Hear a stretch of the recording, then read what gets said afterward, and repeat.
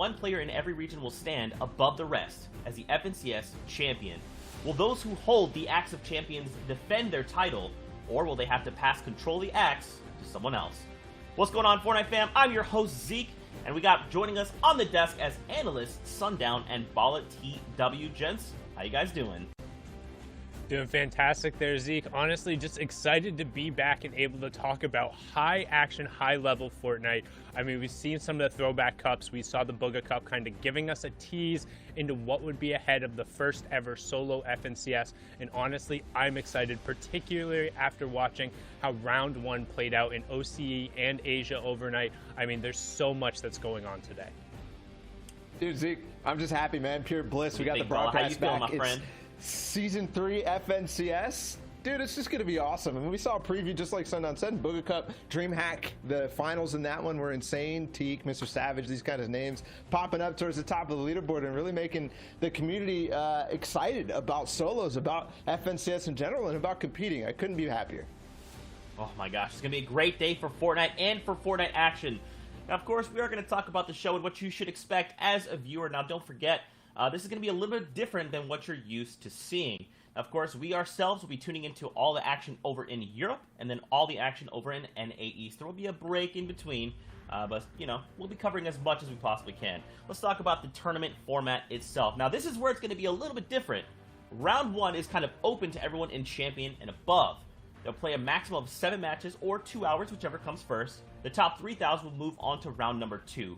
From there, again, another 7 matches at max, and now we're tuning into round number 3. This is a set lobby where the 100 players moved on from the top 3,000 in round number 2, and over 6 matches, only 50 of them will push on to the next round.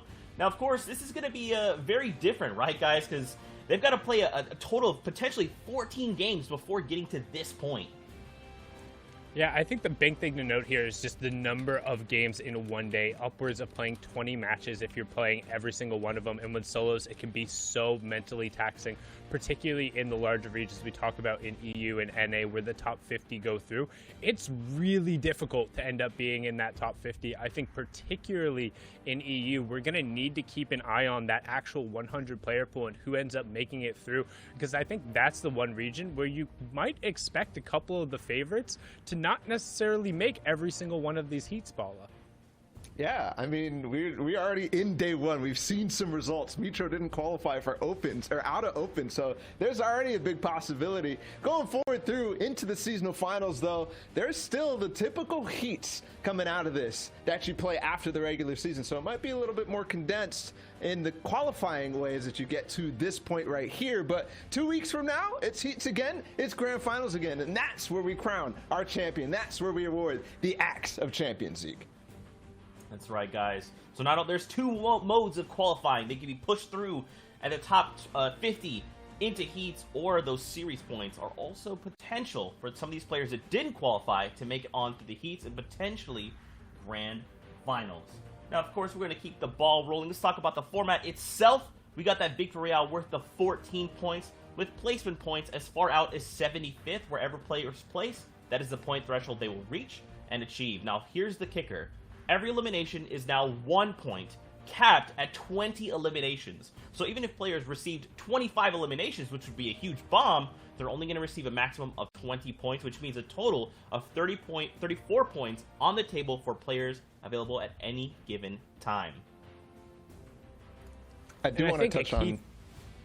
Go ahead, Ball. One little thing in this format, right, is that there's really placement heavy, right? You might touch on 34 points as the max, but 14 points overall in placements is awarded. So kind of placement heavy in this regard.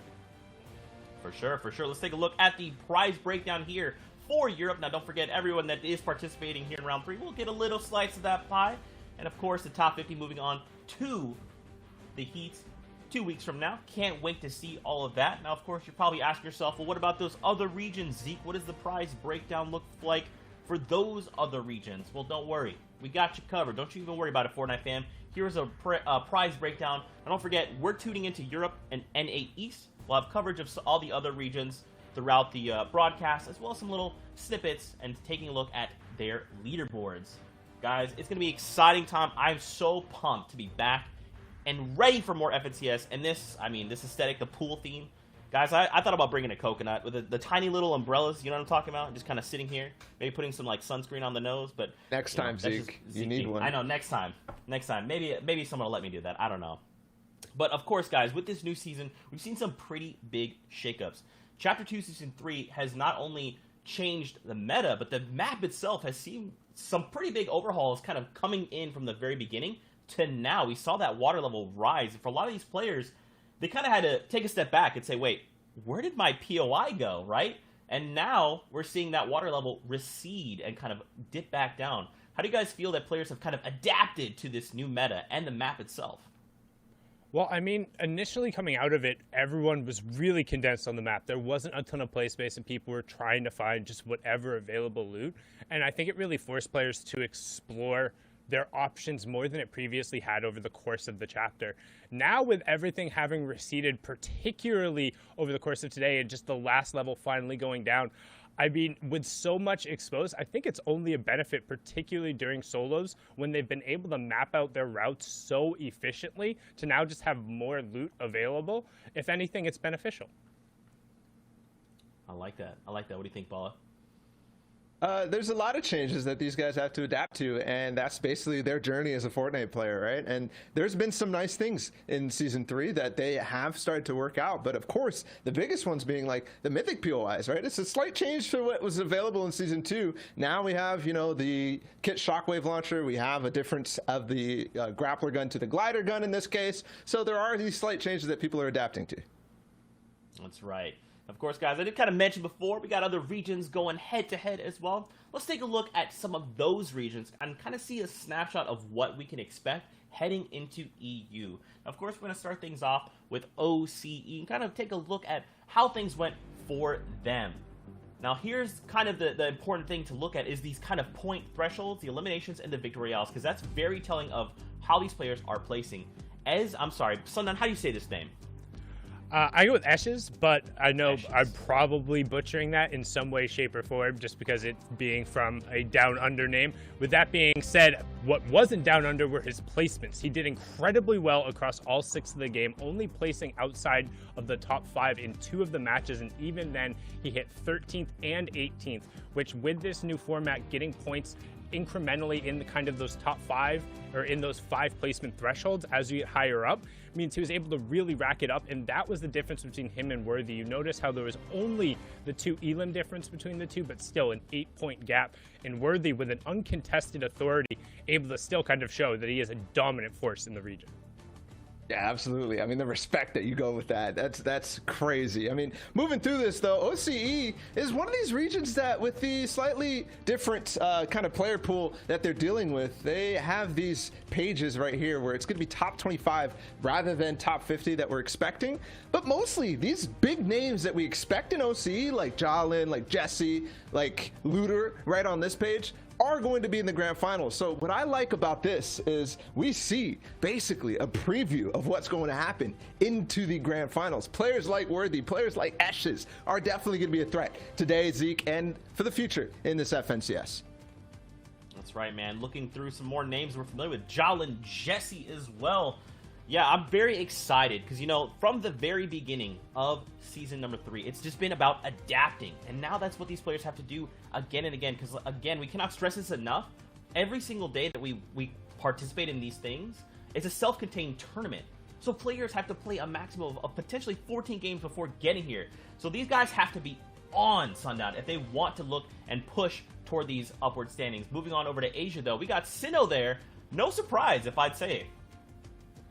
I mean, no surprise in terms of the fact that he's won a bunch in Asia, but it's been a while since we've seen him up towards the top. One other thing to note, we talk about consistency in terms of placement over the course of the 6 games. With only 1 victory royale in 10 eliminations points, the lowest outside of that entire top 10, he was able to just barely edge out the rest of the competition on the 57 points. And that's going to be a key theme, particularly around these lower point values in the scoring format. The difference between each little placement threshold, between getting into that next top 10, into that next top 5, or knocking out one other opponent. Sometimes it makes a difference of getting a guaranteed qualification to heats. Sometimes it makes a difference between first and second, and it might end up making the difference between who walks away with a solo FNCS title in the end. Yeah, I mean, also the nice thing about Asia is we get to see kind of maybe a little bit of players making it all the way up, but at the same time, throughout these weeks, throughout tomorrow, throughout next weekend as well, we're going to basically see this region filter out the noise in terms of who's going to be at the top of the leaderboard when it comes to grand finals as they get through the heats. But here today, I mean, Riddle up there, Faizy up there, Moffin, who we've seen so many times, he just barely misses by 2 placements in the Asia region at 27th. So he'll be trying again, but like you said, Sundown, consistency, we've talked about it so much. It plays a big part because, like we said before, there are players coming through with FNCS series points, so it's not all about performing in necessarily those Sunday finals, even though there's prizing on the line. That's right, man. And of course, walking with that prizing is nice, and you know, a nice little like I know that I'm good at the game, of course, but series points, don't forget about those, especially as we move on through. Now, guys, I kind of touched on it earlier. We talked about kind of the map and the way it's kind of shifted. This morning, we actually saw a shift in the map itself, and the water level receded, and it kind of presented a new POI for these players to kind of mess around in, the Coral Castle. I mean, this is not only adapting a new POI that these players have to potentially play with, but now you're having these like old, almost like sunny steps, right? Like that feel that players can potentially play around in. And I know generally people would hear, oh, new POI, alarm bells going off. Is it a volcano taking up my spot? Is it an infinity blade? Nope, just a regular POI on the corner of the map. It's up in the northwest corner. The one big thing to note is a massive influx of brick. Almost everything over here in terms of the competitive farming, you're able to very quickly get up to that mat cap going through. And the other thing to note is the players who are able to efficiently path through here and do their homework a little bit better and are able to kind of carve out this drop spot, I think might be able to get themselves an advantage, because the Northwest already wasn't super populated in terms of drops, and now with the POI being plopped right in there, a number of routes become a little bit more feasible and I think a little bit more competitively viable for those who are pushing towards the top 5. You say that it might not necessarily be a crazy POI, but what I'm seeing here is potential. I'm seeing a treasure trove of loot, and you can see in this right here, this rundown, the side of this is very much dipped down into the earth. It's kind of reminiscent of a dusty divot or maybe even a loot lake. Those types of things as well, although I get other vibes as well, Polar Peak, Sunny Steps maybe. But to me, this is a spot that after just releasing today, you're going to have players try to take advantage of this throughout the Solos FNCS, because like some people say, adapting is kind of hard, right? So people aren't necessarily going to go for it, but Zayt and Saf, this is somewhere where they love, right? Because of that way that it feels. It feels like Loot Lake. So I think we're going to see some top players definitely go here on maybe not today, but maybe tomorrow once they get the loot routes and stuff sorted out like Sundown mentioned. And I also definitely want to give a quick shout out over to just the level designers in particular who worked on that at Epic. That POI is pretty, man. Beautiful. It came out just the actual design and just going through. And shout out to the observers as well, doing a great job with that overview shot. Got to watch them put it all together. But if you get a chance today in particular, drop on in, check it out. It's fun to run around. It's fun to loot up, hop into a game. Like, definitely give it a run through. Yeah, I'm very excited to see kind of how players adapt to this, because for some players, they might go and be like, look, it doesn't matter. I can be dropped in any POI and I can walk away the winner. On the other side, if you go and you're like, maybe no one will go here, and then suddenly there's like 3 or 4 players that are also contesting, it could spell disaster for some of these players. Now, I'm not saying they're going to go there for all 6 of their games, but one game could make that difference. So we'll have to see kind of what shakes out of this new POI. Now, of course, I know what you're here for. You're here for some games. We're ready as well. So for now, let's get ready to set it into the first game of the day. We got our casters, Shia Wager and Clay Stelling, standing by. Gentlemen, take it away. Thank you, Zeke. We'll hear from those 3 guys later on once the games are over. But you got the 2 big men to bring you into EU game number 1. How's it going? I'm Shia Wager. Clay, how are you feeling today, my friends? I'm excited. I am ready to get into games. EU Finals is going to be insane. A lot of crazy things. They talked about the new POI. Ready to see it in action, and I think we're going to hop in very, very soon.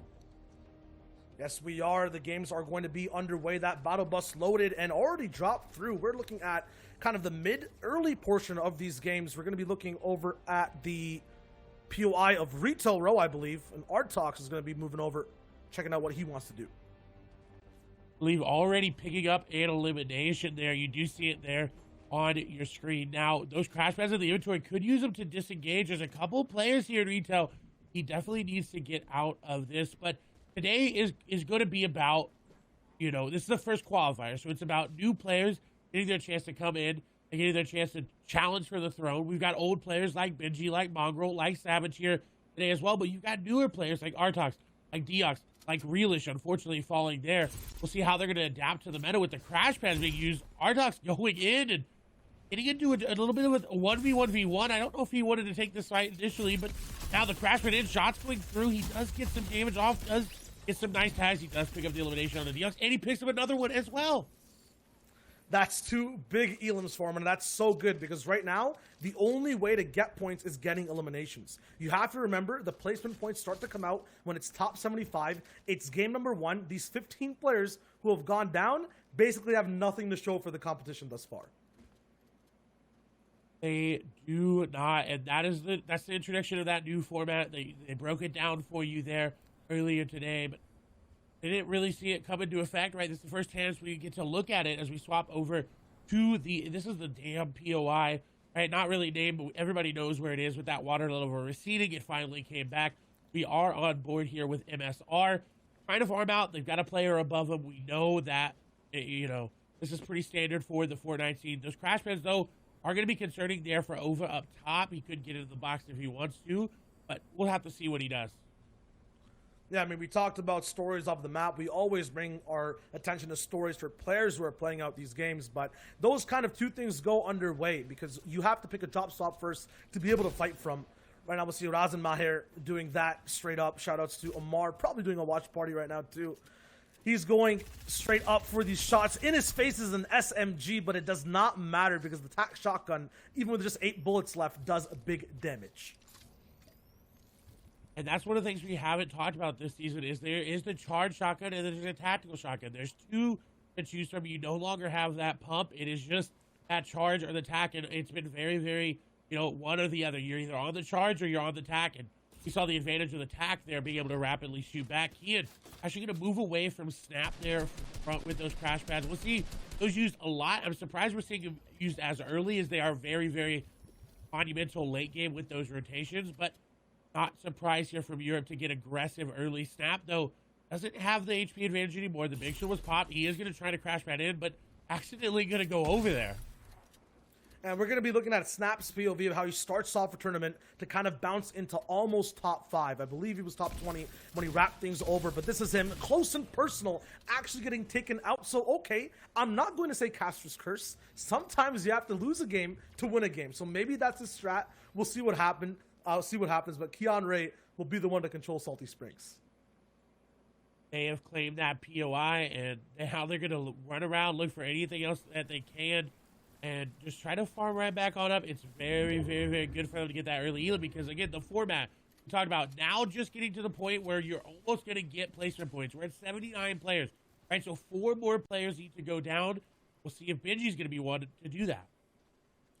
POIs, points, placement, all of this basically just comes through to your legacy. And it's 2 different legacies right now that are being up for grabs or at stake for the European region. It's players like Benji Fishy, who we know are legends, who are in the top 5 in almost every competition across many regions, but also other players like Karma, who got first in the semifinals today, who are looking to triumph and take spots of that legend status that Benji holds, that Savage holds. This is another POV and seeing exactly how he ramps up his games. 0 points right now. We know this man is both a placement and an Elim warrior, but he's taking things by stride just as normally as he would, and we're looking at a legend status holding his position.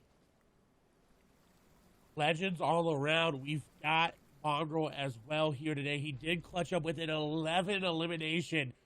First place last game. It was absolutely insane. He's here today. Kylix is here. Definitely a staple name in the European region. He's actually going to go for a little surprise shot, and he does hit it. That player's going to be very, very low, if not 1 HP. The continued pressure should net him this elimination, and that's going to be good. Because, again, these are the only points you're getting right now. 4 more players need to fall. Kylix, though, does have the disadvantage now with the chug splashes going off. He's not in his own boxes. Trying to get in, trying to continuously put the pressure down. And he won't be able to find him just yet. Trying to take the wall. He does, and the cone goes in. The shot's going to go through. He misses one, but he capitalizes on the second one. And Frizzy is unfortunately going to get fried there. expert invasion tactics from Kylix there. Every single box that you thought was safe, Kylix is like, no, my pyramid's going to be in there. I'm going to take control of that wall. And this is also one of these spots. It might not be a big POI, but a spot on the map where clashes start to happen with these small hidden loot pads a lot of people like to take. If you guys aren't familiar with this location, I believe it's somewhere near Lazy Lake. There are a bunch of buses across the map. I might be even saying the wrong things. It's Simi Stacks towards the north side. But, you know, you're trying to fight for not only these one-off chests that are clashing, you're trying to fight for slurp trucks that are around the map that give you such a big boost on where you want to move. A man with a boost on every competition, no matter what, especially when we get to endgame, is Mr. Savage. Right now, tuning in with him, waiting to get hot. 4 peppers, a launch pad. I feel like we're going to see him possibly win out this game here. And if anybody could do it, it's got to be Mr. Savage. He's had an amazing run these past couple of months with the tournaments, right? Going back into the FNCS Invitational, he did very, very well. 15th place there in that one. And then DreamHack almost clutch got first place over Tiki. He had the miracle Cinderella run and then unfortunately fell there at the very last moment. So an amazing, amazing month for Savage. We'll see if he's able to keep it up as we swap away into a fight here just outside of Salty Springs, which seems to be a hotbed for fights. But wait a minute, we've decided to disengage Jason, trying to get some Storm Surge tags there, and he's going to get a beam, but the beam is going to be traded. So this is kind of just a back and forth. Who wants to disengage first? And now Jason going to be the one to prompt that disengagement. But not just yet is the wood going to prompt that player to go aggressive. Yeah, this is kind of the merging of 2 different portions of the game. We've been tuning in with so many fast fights all the way early on when it comes to just owning your POI. Now we're getting a little bit towards that mid side. Good shot there over from Slove. It looked like he was about to go down, but he had a nice 2-tack to wrap things up. This is mid-game where Clay mentioned you're looking for Storm Surge tags, right? 70 is that number that the server wants to hit, and we're 6 over that right now. Sometimes, though, in getting tags, your box might be a little bit too close, or you might get an insane tag that pushes you over to that fight, that box fight that everyone loves to see. So Slove had that decision to make. He took it. Good quick elim. Not too much of a big base left behind. He'll get to move forward with a lot of materials and 1 point over many other people in this first game. We're starting to get to where that placement threshold is going to come into effect. Again, 75 is that number, so it's that magic number everyone's waiting for. Then they start to see their points go up and up and up. As you swap over to the Authority, which is a very hotly contested place here in Europe, and we're on board here with Boyer, who's someone we haven't really seen much in the past, but we all know his name in Europe. We know E11 Boyer is an amazing player. We'll see how he fans out today. Right now, not looking so hot there with the mats in his inventory, but looking to try to get aggressive onto a player. Unfortunately, not going to get any tags. Now he has to try to make a move away from there because he doesn't want to sit in that base for too long. With the zone not being in his direction, he's going to have to make a very hard rotate down to the south. And to give you guys a little bit of context about what you're seeing on screen, yes, that mini-map on the bottom right is going to be blacked out. It's just something that we're dealing with the replays. You'll have me and Clay and many other casters for different regions to guide you through where every player is going to be on the map, exactly what endgame will look like, if there's a mountain in the way. You know, we're kind of experts when it comes to looking at things. You guys are too, so just bear with us as we work through these different changes. But at the same time, yes, obviously Authority, you can never miss this POI, early, middle, or late game. And it looks like Boyer's in a very good spot, but choosing to move out, as I believe the zone might have shown us a better location for him to be in.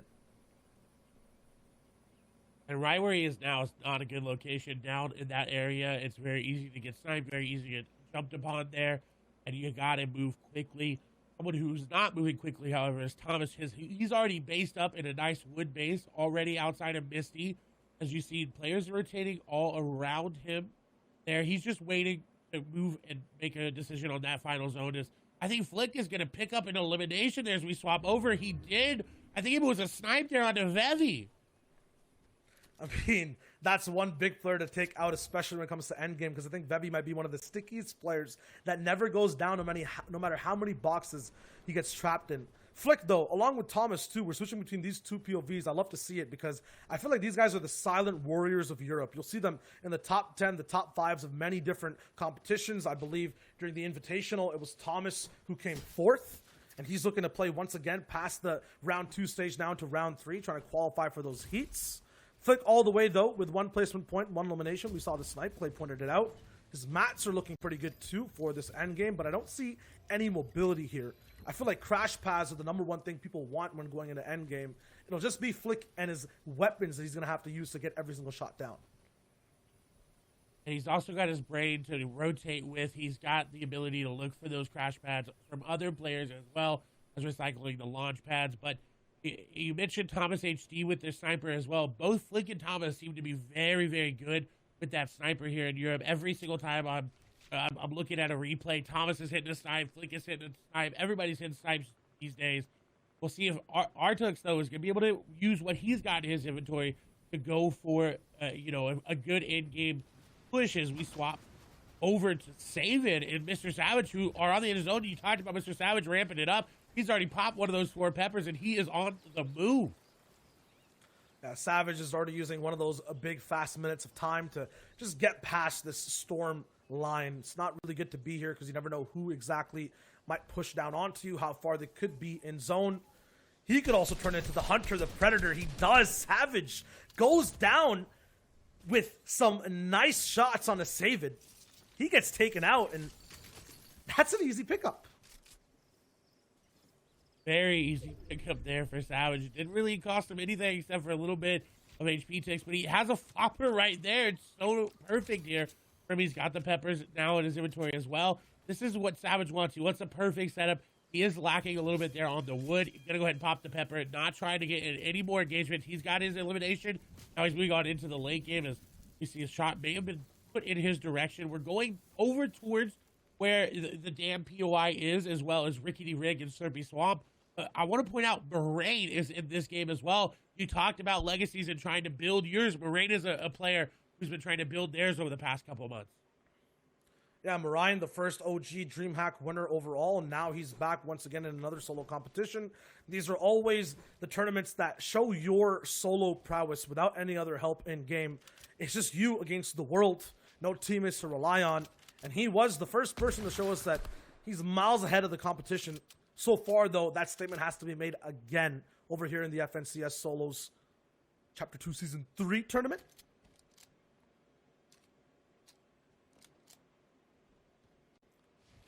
And now there's more peppers overall. Floki, he's got his own way to carve in to this tournament, to this round 3. One thing I also wanted to mention, we saw it with Flick. Sniper rifles are such a big thing, and they have been since Season 2, since the last time we saw people with heavy snipers everywhere. Now it's going to be hunting rifles and sniper rifles. Less of an impact, but a faster fire rate. More ammo, I think, available overall around the map, too. So you'll be able to get more shots off. You always have to be careful rotating out in the open. Right now, once again, it'll be Recon on the hunt. Artox in his way. But these guys do not want to fight. They don't want any engagement. They're just trying to farm up a little bit of mats as they're rotating in. Get those Storm Surge tags. Because you talked about Storm Surge going to be 70 was that first number. We're at it, so it's not going to be here. The next one's going to be 50. So they're going to need those tags as we get into that 4th and 5th zone. Nice box up here from Recon. He's got to be careful, though, with that code in his box, right? Has to be careful with the crash pads as well. That's usually why we start to see people put it in there when they're waiting in these bases and do that awkward little Dorito code edit there. But Recon, very, very smart here. We'll see exactly if he's going to be able to capitalize on his position in zone, as it is not the best with all these players around him. It's going to be a hard rotate. He does have the crash pads, though. Yeah, he came 34th in those round 2 qualifiers for this section of the tournament we're looking at right now. A smart player indeed. Overall, it looks like he had some very nice sub-30 placements, so getting a lot of points out of every single game. About 3 elims per game, too. Right now, he has done. Looks like it's going to be an end-game warrior type of beat we're looking at from Recon here. This position, though, will net him a quick one onto Mick. He goes down. Recon gets all the way up in points, and 2 might seem low right now. Just taken, though, between 1st place and 100th place in the last round we just watched. It was basically a 30-point difference. 2 games of placements, a few eliminations here or there. Every single elim matters, especially now that everyone is in the same game, that we're in set lobbies. And it'll be monstrous players, legends you're going to be facing. Teak on your screen, sharing a base with Carrot. But this man looking to once again get first. He did pop off in those DreamHack finals. But is his legacy cemented? Is this man the best player of Europe so far? We'll know now after this competition. And he's playing completely differently than he did in DreamHack. His average eliminations in DreamHack were like 1.88. Coming into today, into this round, he had a 4.4 average elims along those lines with those stats coming from, just everything combined. But it's different. It's different from what he's been playing. He has been playing very placement oriented, but today, turning it up, ramping it up, he wants people to know, hey, it's me, it's Teak, I'm here. I'm in Europe. I want to make a name for myself. And if he's able to continue to do that, play his placement style, go for the eliminations when he knows he can get them. It's a very, very in-game elimination based here for Teak as you see him start to fly through the air. I think he's got a chance to submit his legacy. Yeah, let's just reel that back harder. Like, there's only 2 players right now with a sub-double-digit placement average threshold. Shuzi's at 15th with 8, but Teak has 4 every single game. 4th place is his average. That is absolutely insane.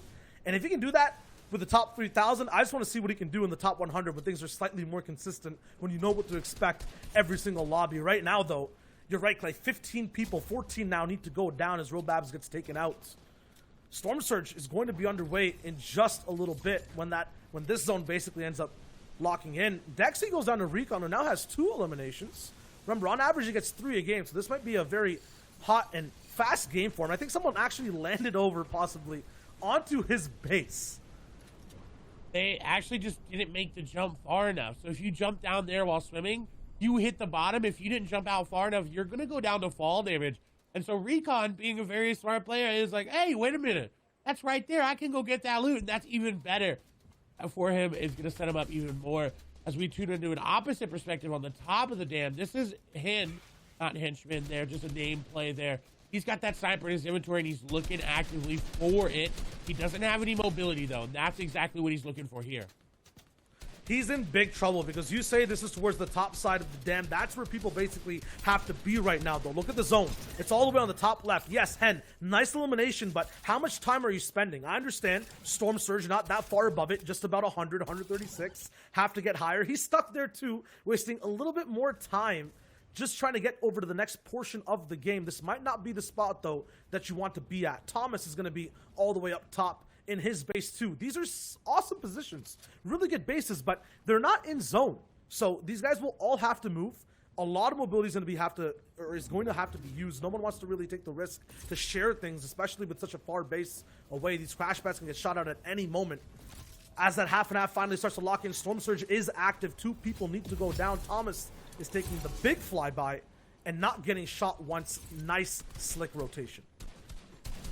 I was worried about him there when he started pulling that glider just a little too early. And oh my God! We talked about his snipes. We talked about Thomas HD hitting him time and time and again, and we hop on board, and he gets the grappler. That's such a huge power play. A glider gun in his inventory. He has the #1 counter to the shockwave launcher in this game, and it's Thomas HD, like the man who places near the top when he's popping off. And right now it looks like he definitely is. Hands are hot, aims even hotter. Still, there's so many people lurking in the shadows. Benji Fishy down on low ground, not a typical position we usually see him in. He's usually somewhere mid ground towards these half and half zones, looking for his base. With the launch pad, he can quickly reposition. I'm keen on seeing how Thomas will play that mid ground. I also want to know who has this shockwave launcher. As we know, it's the most likelihood of winning when you have that weapon in your arsenal. And right now we haven't seen it yet. Caddy has not really made its mark or its statement in game 1. It has not, but it will definitely make its mark in the end game, as well as that authority POI, right? It's got Jules' glider gun there. As Benji looking to try to recycle something there, is unfortunately going to get shot out. He's just waiting. This is a predator stalking his prey right now. Benji knows exactly what he needs to do. Is going to be able to recycle a pad. He's got one in the inventory. He's got a harpoon there as well to try to get any sort of recycle. There's 50 players moving. That means now 18 players need to go down before that Storm Surge turns off, and Benji's not that far above. He's not that far above. He needs some more shots, but not only that, look at where the zone is going. You guys might not be able to see it, but it's definitely going to be going right back over that mountain at any moment. Benji's looking forward. Nice, quick pickup there onto another opponent. He has a lot of materials he can always siphon back into his inventory from distance with that harpoon gun. But at the same time, there's so many people just in the air volatile. You can't really aim at anyone. Benji decides it's time to go. I'm wasting my time in that position. You want to be ahead of the zone right now, especially, as I mentioned, the threat of the mountain. We're right at its kind of base. Kha'Zix with a nice shot onto Frey. The flopper man is down, and Kha'Zix now has the fish up in his inventory. Another shot over from the storm. Kha'Zix lands 2. Can't really find more, though. Has to play those flops, and now he has to go completely vertical. This is going to be such a hard zone to climb. This is the first time I've really seen floppers right now in this chapter. They've kind of phased out. They're still just as good, but there's other options here. There's chug splashes. There's so much more. But Kha'Zix is playing the whole meta very, very well. He's just adding crash pads to his inventory. Makes it in his own, makes it vertical, does pick up some eliminations as well. And now into a top 25 situation. He's in a very good spot. 49 builds remaining. He's recycled things very well. Crash pad there. He's actually going to somehow get height there. It's going to get shot out, but no, doesn't get it just yet, but he will battle for it. And there it is. It's secured. He's got height, but I don't know how many mats he's got to secure it with. I just heard that caddy launcher drop down, so yeah, you mentioned it. He has height, does not have the resources to hold it for the whole game, does not have any harpoon guns in his inventory, so cannot actually grab mats. He'll get off of big impact shots. He drops all the way down as the caddy launcher goes all the way up. Now it's a height fight, but at the same time, there's people all the way chaosed into the storm. Everywhere is a bad decision to look at for Kha'Zix to land from, but the shots are there. Link goes down. Kha'Zix in the storm. The risk to actually grab the caddy launcher. He could be the one to win the game. Kha'Zix, from all different perspectives of the zone, inside, out, downwards, all the way to the top for height, has the best loadout to wrap things up. It's Teak, Hen, Rezon, so many different players he has to fight though. Kylix also surviving at low. We're looking at one man trying to mutiny the entire lobby, just trying to take control of everyone. It's him against the world. These guys though have their own game to play at low grounds. And I think it's Kha'Zix's world, and we're all just in it as shots are coming through from above. Thomas HD trying to make an edit play on the side. He does. He is going to take down one player. Eddie going to go down. Kha'Zix with that shockwave launcher on height. He's also got the crash pads to break the build so he can shockwave crash pad players. He's got to be careful he doesn't shockwave the crash pad and knock him off height. We saw that before. Thomas HD getting elimination on a Kha'Zix. Shots coming through. That player trying to go up.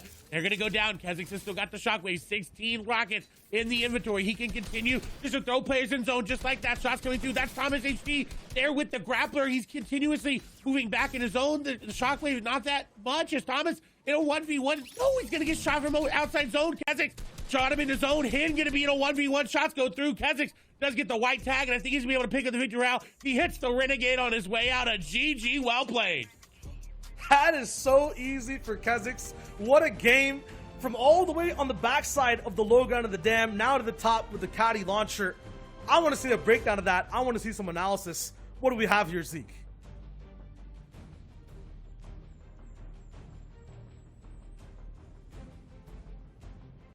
Guys, what a great first game to start things off here in the FNCS. We got our boy Bala here. We're going to be hanging out with him and kind of breaking down some of that action. Dude, the caddy launcher and the crash pad combination, wild. So powerful. Just showing dominance from that top ground up on high. Now, of course, Bala, we want to kind of take a step back. Of course, game was hype. You want to specifically talk about a few things happening in that early game. Yeah, because they had such impact, Zeke. They had impact from the start to the finish of that game. I mean, what we saw in the final moments were basically all the prep in early game leading up into the end and some big names. So let's talk about what went down, Zeke. First, starting off at the pontoon, this little tiny 50-50 spot. It's Direvig against Mongrel. And they're fighting here, and they're going to continue to fight and try to earn dominance over that spot and dominance over the server. Because what we see is the people who earn these spots. We're looking at Rickety Rig right here with the vault that is unlocked. You don't have to do anything. Nate grabs it early against Floki, but Floki will not let that go. Obviously, there's a lot of loot available in this rig. He tries to go off on the side. Floki will not let that go. This is an important spot. Why, Zeke? Because once you get this set up every game. So this 1v1 battle that's starting right now will have impact game after game, especially now that Floki gets this elim. It's now up to Nate to respond back and say, hey, are you actually going to fight that? Box like a fish is what Floki says to him, and he will go forward with a launch pad, with loot. We saw Arkram on NA West DreamHack dominate out of that path. And then there's other things here, right? Rezon actually taking the time to go out, find a llama. That means he's putting a little bit of volatility in his early game path, but also asserting dominance on the extra area here. This little fishing house that Craxu tried to escape with a couple of chests. Rezon is not going to let that happen. Most importantly, though, and we saw the Kit's shockwave launcher be so huge, Link walks all the way from the bridge into Caddy corner for free and gets the shockwave launcher for free. The vault for free. He has to take one fight afterwards as somebody else pushes him in. That's Cavado, a big name. But what ends up happening is, like we saw in the game, Link goes down and gives the Caddy corner launcher, Kit's shockwave launcher, to someone else. And what ends up happening is the game gets won by that item. It's so impactful, Zeke, every single game. Yeah, and I think that's one of the larger mythic weapons specifically, you know. And last season, it was all about Midas's drum gun. Now it's about Caddy's launcher, right? It is so powerful, Yes. and we saw it being used in conjunction with the crash pads. Why are these two items so powerful and so prominent right now? Yeah, it's just mobility, right? It's purely mobility, and we'll continue talking about it through the standings, because mobility is key in these games, in the end game. Being able to move forward and give yourself the time is everything in competitive Fortnite. Getting ahead of zone and firing back on everybody else is everything. It gives you the opportunity to survive, and that's what the players at the top of the leaderboard are doing. Kha'Zix played so well in that game to win 19 points in the first game. That's right, a nice big lead there. Henchman in your second place, Keon Ray there in third. Now, we're seeing just from this first game, it's still pretty close, right? Kha'Zix did pull away some by 5 points with that victory royale and the 5 eliminations combined. We'll continue kind of rolling through here, but this is what we kind of have to be paying attention to, is how players are adapting. What tools are they using in their inventories available at their disposal? We even saw, as you kind of broke down in that package back there, someone deviating for just something like a llama, right, can kind of shockwave and create these ripples throughout the standings. Take a look here. Yep. Mr. Savage there in 12th place. Benji Fishy, 15th. And Link, who we also looked at, is there in 17th.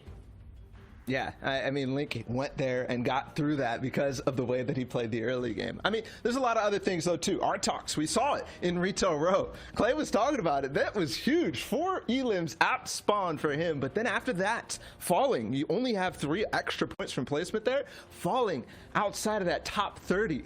That means that he needs some work to do, even though he plays well off spawn. In fact, playing that well off spawn might be a detriment going forward in terms of everything else. But Clement there as well. I mean, there's a lot of names who are in this standings right here that mean they are going to be contesting later on.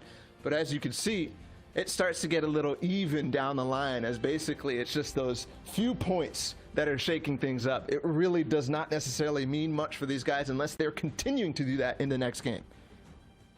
Yeah, and one big thing we cannot forget is these are set lobbies, right? So these 100 players are going to continue to face off for the next 5 games. So if 2 players are hitting the same spot, there's going to be these 50-50 trades earlier on, and that could very much dictate the point totals for other players, right? Because you got to think about it. If someone like, Recon here in 32nd drops at a spot and he gets eliminated, he has to wait now, right? Yep. His point, he can no longer earn these points that he needs. So these are things to kind of be watching for you guys as a viewer, is when you see someone get eliminated, that's it. They can't rack up any more points moving forward. So every single interaction does matter. And what I want to see, especially with this new POI ball, is kind of like, is it enticing enough to change people's drop spot? Is it enough? Maybe not today, but maybe in the future. Yeah, I mean, we'll have to see. I know for sure that Caddy Corner has definitely influenced a lot of people to change their spots. We're looking at another page right here of people, and we have Tayson, we have AR Baffo. Baffo placed in the top 15 of the previous round. And so did actually Karma FNR, who we saw in around 30 to 40th. He placed first, Zeke. And that means that right here in the first game, maybe not necessarily feeling the heat after that grueling round 2 and round 1, but moving into this, he needs to find some footing in the custom stage, because we've seen him, Zeke, really perform in those earlier stages. It's just a matter of whether you can transfer that into this one. And so far, maybe a little bit. 30 to 40th is not bad after one game. There's still a lot to play. Yeah, and I love that you touch on that because that's something, again, we can't... There's like all these factors we have to be thinking about as we're watching these games, right? Another one is these players potentially could have played 14 matches before getting here, right? So they not only had to adapt in game 1 in the open, then they have to, when they're in round number 2, they have to adapt again. So a lot of factors to be keeping track of here, Fortnite fam. But I'm getting word games are ready, so let's get ready to send it back over to Shy and Clay to get us into the next game. Thank you, Zeke. And we are here into game 2. We're looking at Authority and how it breaks down in the early game. Saw a POV of it all the way over at the mid-game side of things with, I believe, Boyer last time. But now it'll be Carrot, where he's landing, and how this game's going to be going down for the 100 players we're watching today. The best thing about Authority is that mythic grappler gun is so easy to grab and just get out. You don't need the Volt. You don't need you don't need the drum gun as well. You were playing this POI for that mythic grappler gun. This Boyer is actually going to go down early, so not going to see him in this late game. Carrot, though, going to get a nice wall control. The control here is going to take down that player very easy. The SMG there, that legendary one, not able to do it there for them, and Carrot going to walk away the victor of Authority. It's just that simple, and not too many people are even contesting it. I mean, it's Carrot's game now, and we'll see if he gets to hold on to that grappler. Now we're over to Weeping Woods with Laser here inside the main building. Again, the water receded. We've got old POIs back. Laser is looking to just dominate this area. They do have 2 players nearby. They got to be careful about it. He's going to have a relatively good loadout for early game fighting as well. If that's his playstyle, that's what he wants to get into. Seems like he's just going around his normal loot path. They do have a sniper in their inventory. We talked about snipes last game, and there's so many more that could come this game, because he's looking actively to try to find one of these players just not building in the right place.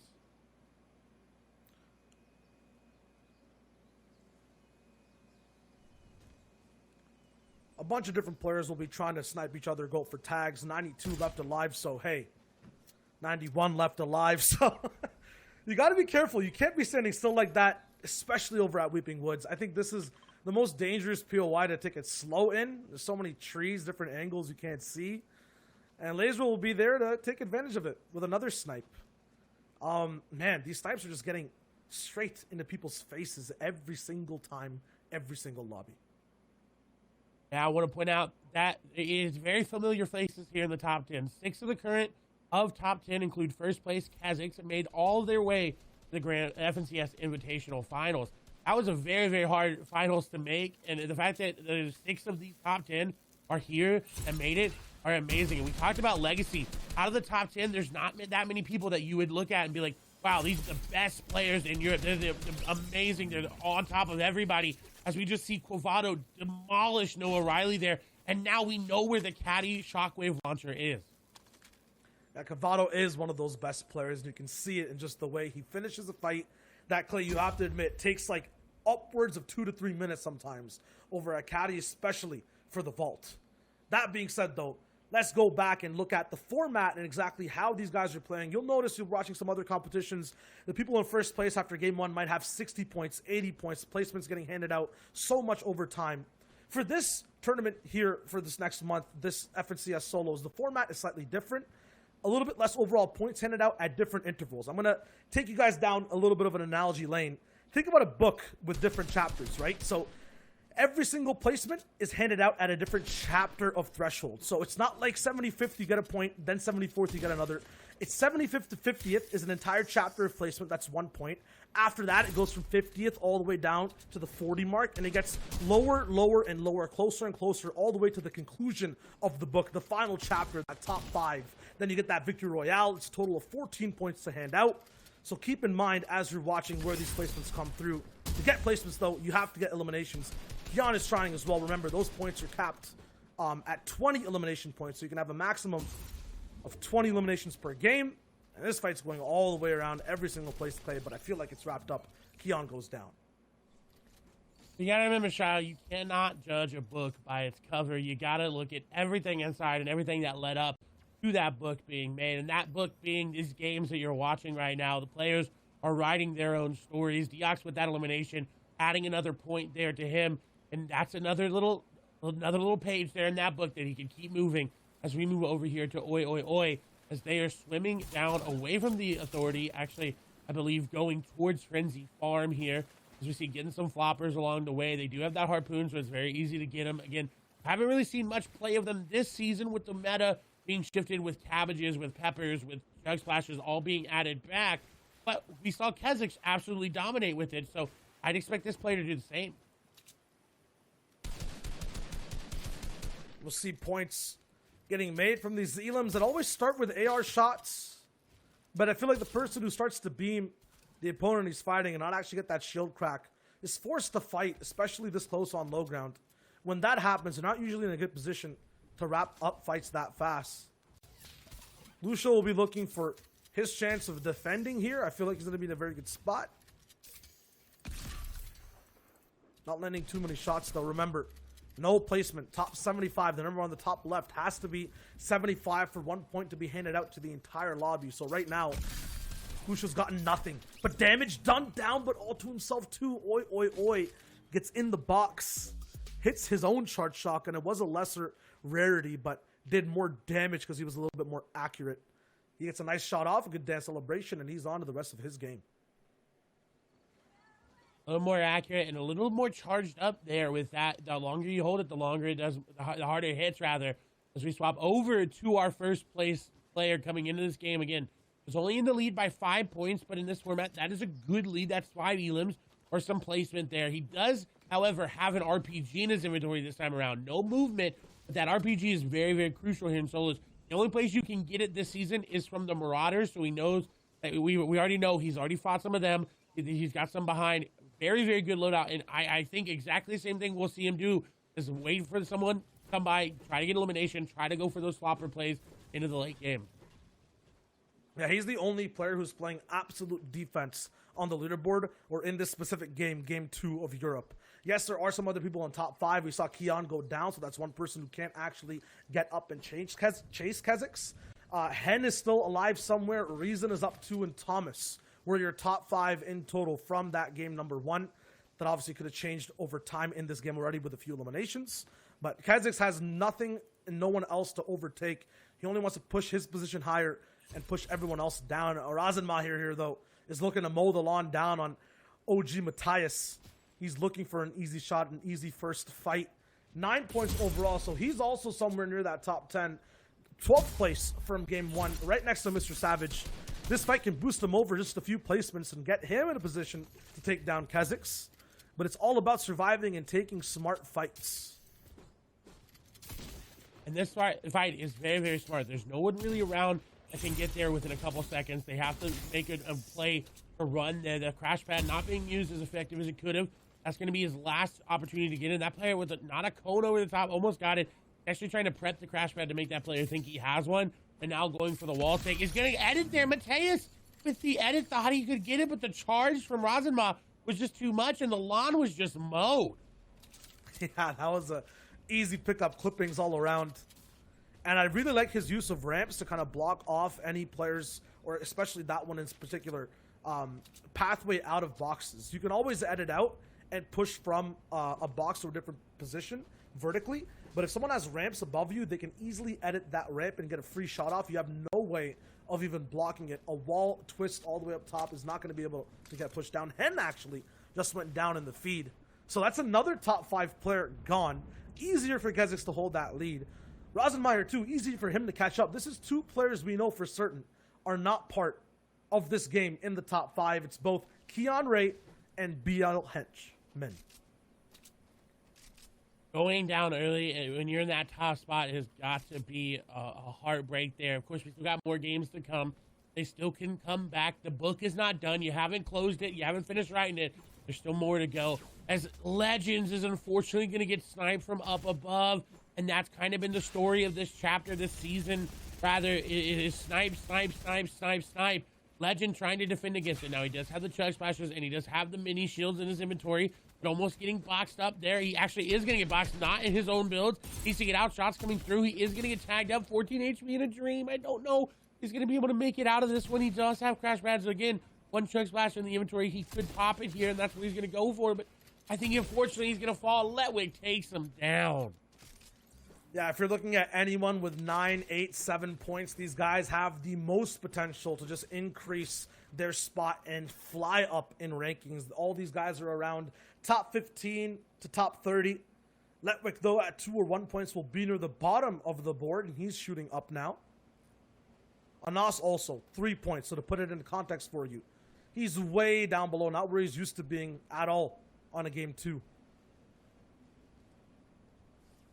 And he also, 2 of these points are from this game. And, well, make it 3 of these points are from this game. We talked about how snipers are almost hitting another one there, how the story of the season was sniper shots. And Anas just ringing that true. And he's actually ruining a big game plan for Shuzi there, because I'm pretty sure this is one of the only 2 players who had a sub-10 average placement in the semifinals. He's not going to be able to play his tournament now, right? This is a very, I'm not going to say bad placement, but low placement, a top 70. Yes, he got a point for surviving for this top 75, but he's used to seeing every single endgame. Now he will not be able to.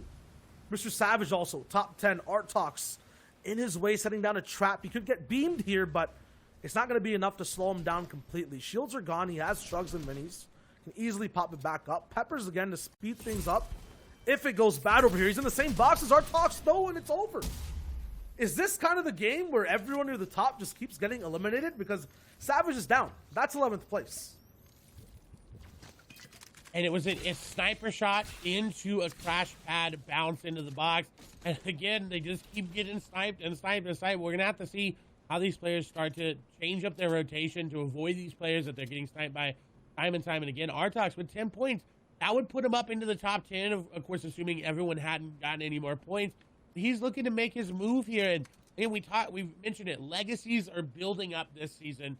And this is where players are going to be able to really separate themselves from, oh, it's this person's duo. Oh, it's this person's trio. To, hey, it's just Artox, right? If they're able to do that, the name they're going to make for themselves is going to be amazing. And we see Snap go down in the feed, who we saw pop off on Salty earlier in the previous game. But Artox looking really, really good here. Yeah, he's set that trap down. It's sprung in the perfect spot onto, I think, the perfect player he wanted to, who was just barely ahead of him.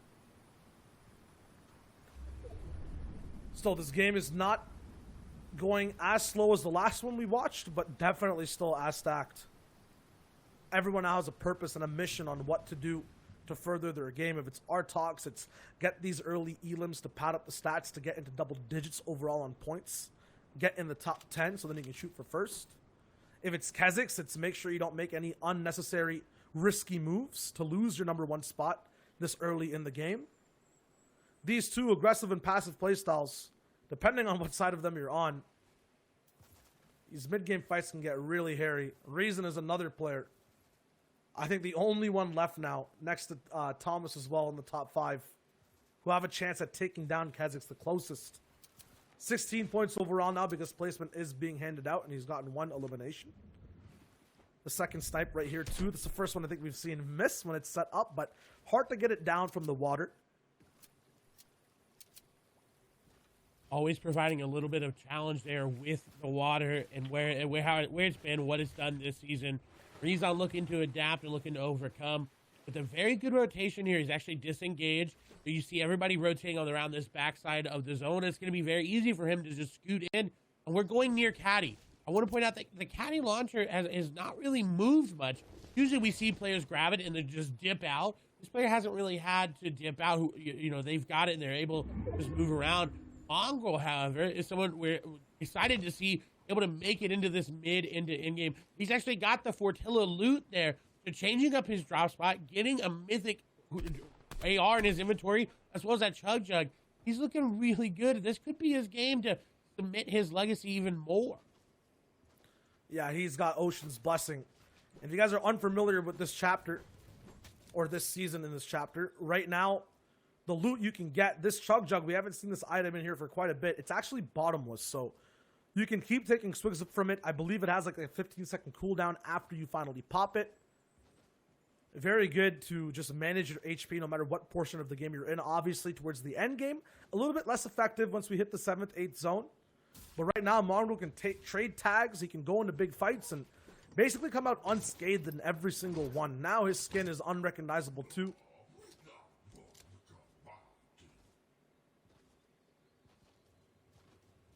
we're going to be seeing one of the hardest sides of the map to fight at as well. This bottom right side, although you can't see it on the mini-map, is basically just filled with mountains, rivers, and every dip you possibly have to go through on this season's map. The water level as well is completely receded, I believe. So you're going to be facing the entire length of these mountains, the complete depths of every single valley.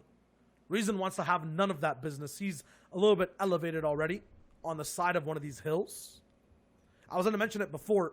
Although his loadout is, I would say, reasonable, with ammo and shots everywhere. In terms of mobility and overall comfort, I don't think he's exactly where he wants to be. 100 AR to push this entire game out. Imagine if he gets height and he wants to hold it too. The mobility isn't there to stop someone who has Kit's Shockwave Launcher.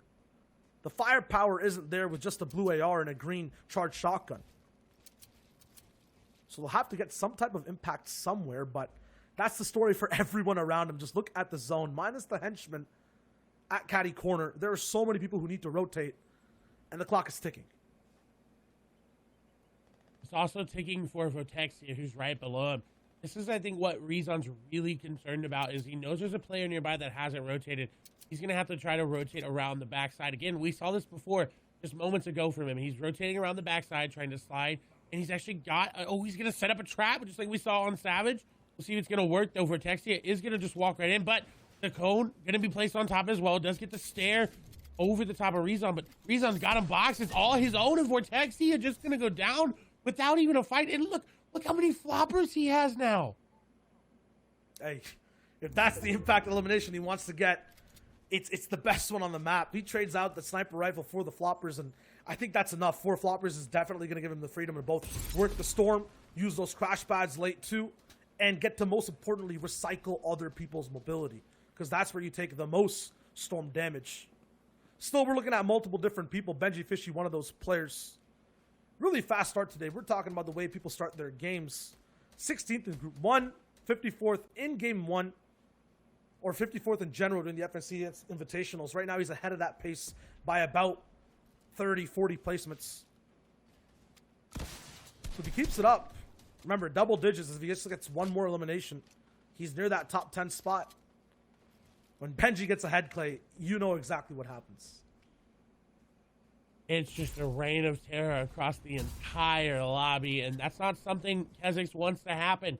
He wants to maintain that lead coming into these next games. Is Benji looking to just try to solidify his base? He's got players down below. It seems like trying to break out his floor. Doesn't want to go for it. We do see Recon go down. Razormag did go down as well. Inside now going down, but Benji is getting sprayed here. This is the washing machine coming through. He's trying just to hide in his own build, and he found a little spot. You might be asking why. It's because of that storm surge. Although he's 142 damage above, there's 5 players right now, possibly even more, just hunting to get higher on those surge marks. They could be completely below that threshold if you are the invisible Fortnite god, I guess. Just smites you down with 25 damage over and over again until you're done, until you're out of the game. Although Benji is comfortable, he's still endangered by these players. One who in front of him got a huge chunk of damage done, and now he's white HP. 7 HP left. A pickaxe could end things, but it doesn't matter. Save it goes down. Very smart from Benji to realize, hey, Savid's getting stone damage there from the storm surge.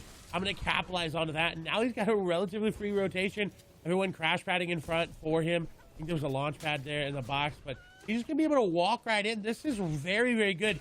Minimal mat usage from him. Able to get some shots on the players for Storm Surge as well. He's sitting comfortably inside this bottom house at Retail Row. No mountains over here to go through. Nothing to try to climb up. Elevation changes are very minimal. This is really good for players like Benji who don't have that loadout for mobility. Rezon there as well does not have mobility. So this is where he wants to operate, in these city-to-city, box-to-box fights. As we do see the mountain behind, it may pull, but right now, Rezon's looking really, really good. And 2 different kind of POVs of the entire map and how it's unfolding in Game 2.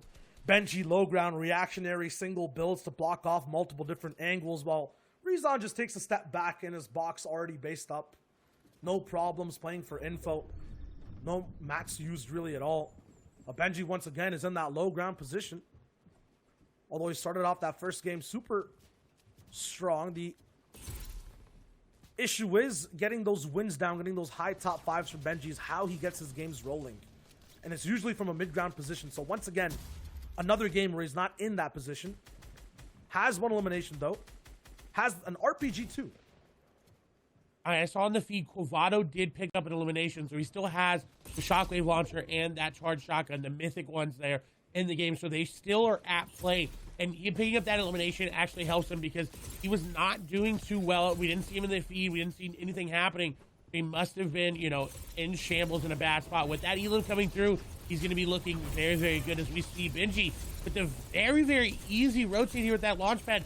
Not a single person looked at him there, and he timed that so perfectly so that everybody else was flying. It would be least likely for him to take any tags. No tags in the air, but a little bit of damage from box to box still. Complete carnage all the way around. Every crash pad being used, people launching, taking shots back to back. This is where Benji thrives. He's going to be in his mid-ground position, trying to take a little bit of ownage of materials in people's boxes, but it's not possible. He's still rolling through, gets a little bit of beams down, a lot of beams actually, takes him off his shields. People still going down front, back, and center. No one knows exactly what height is looking like. Direbig is flying straight through. Another top 5 contender from round 2. Now looking at game number 2 and what he can do. Still, the main person is Benji, who's now almost out of AR ammo. Just one magazine left over for him to use on that epic AR. He is staying way sky high. Has the match to hold this just for now, but he will not be able to end this game off with them. Dropping straight down for a launch and barely misses it. It's all good. Kha'Zix picks up 2 eliminations and just cements his moment in this tournament in game 2. He's so high in points. Benji in the box. Artox going down to Anas, who's also going up. Kylix goes down, a top 6 player. Benji's rising up. And who's rising down? Kha'Zix just went down, so everybody in this game has got a free ride into top 5, top 1 even. They're able to make it happen, and Benji's looking really good to do that. Don't know exactly how many points Kha'Zix went out on, but if Benji's able to solidify 10, maybe 5 more points, he's going to be looking really, really good. He's going to be able to just climb his way up, and this is the start Benji needs. He needs to get off to a fast start, and he's doing just that. I was going to say as a big threat to face, but Mongrel just went down too. It's a top 16 situation, and Benji has the best spot. He also has the best trap set up. He takes another one out. Rimic is gone.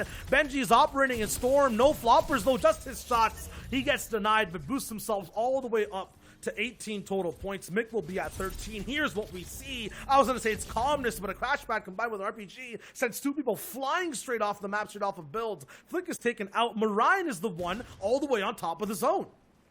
And he's got the caddy launcher. He took down Quavado. He's got it in his inventory. He's going to be able to just throw him down and shoot everybody off. You see him trying to do it now, trying to throw players in. And this is really good. It's going over fresh builds. If it pulled back over those old builds on top of the mountain, yes, it would have been a little bit easier to start getting elims, but the Shockwave Launcher is not going to be that good. And I can't tell what's 9 or 0 in his inventory, but this is really good for Marine up top.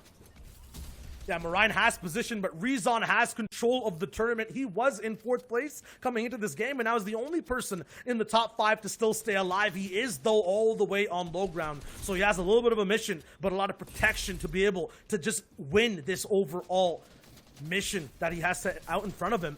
Marine up top, way separated from the low ground, is looking to just battle out Rotary.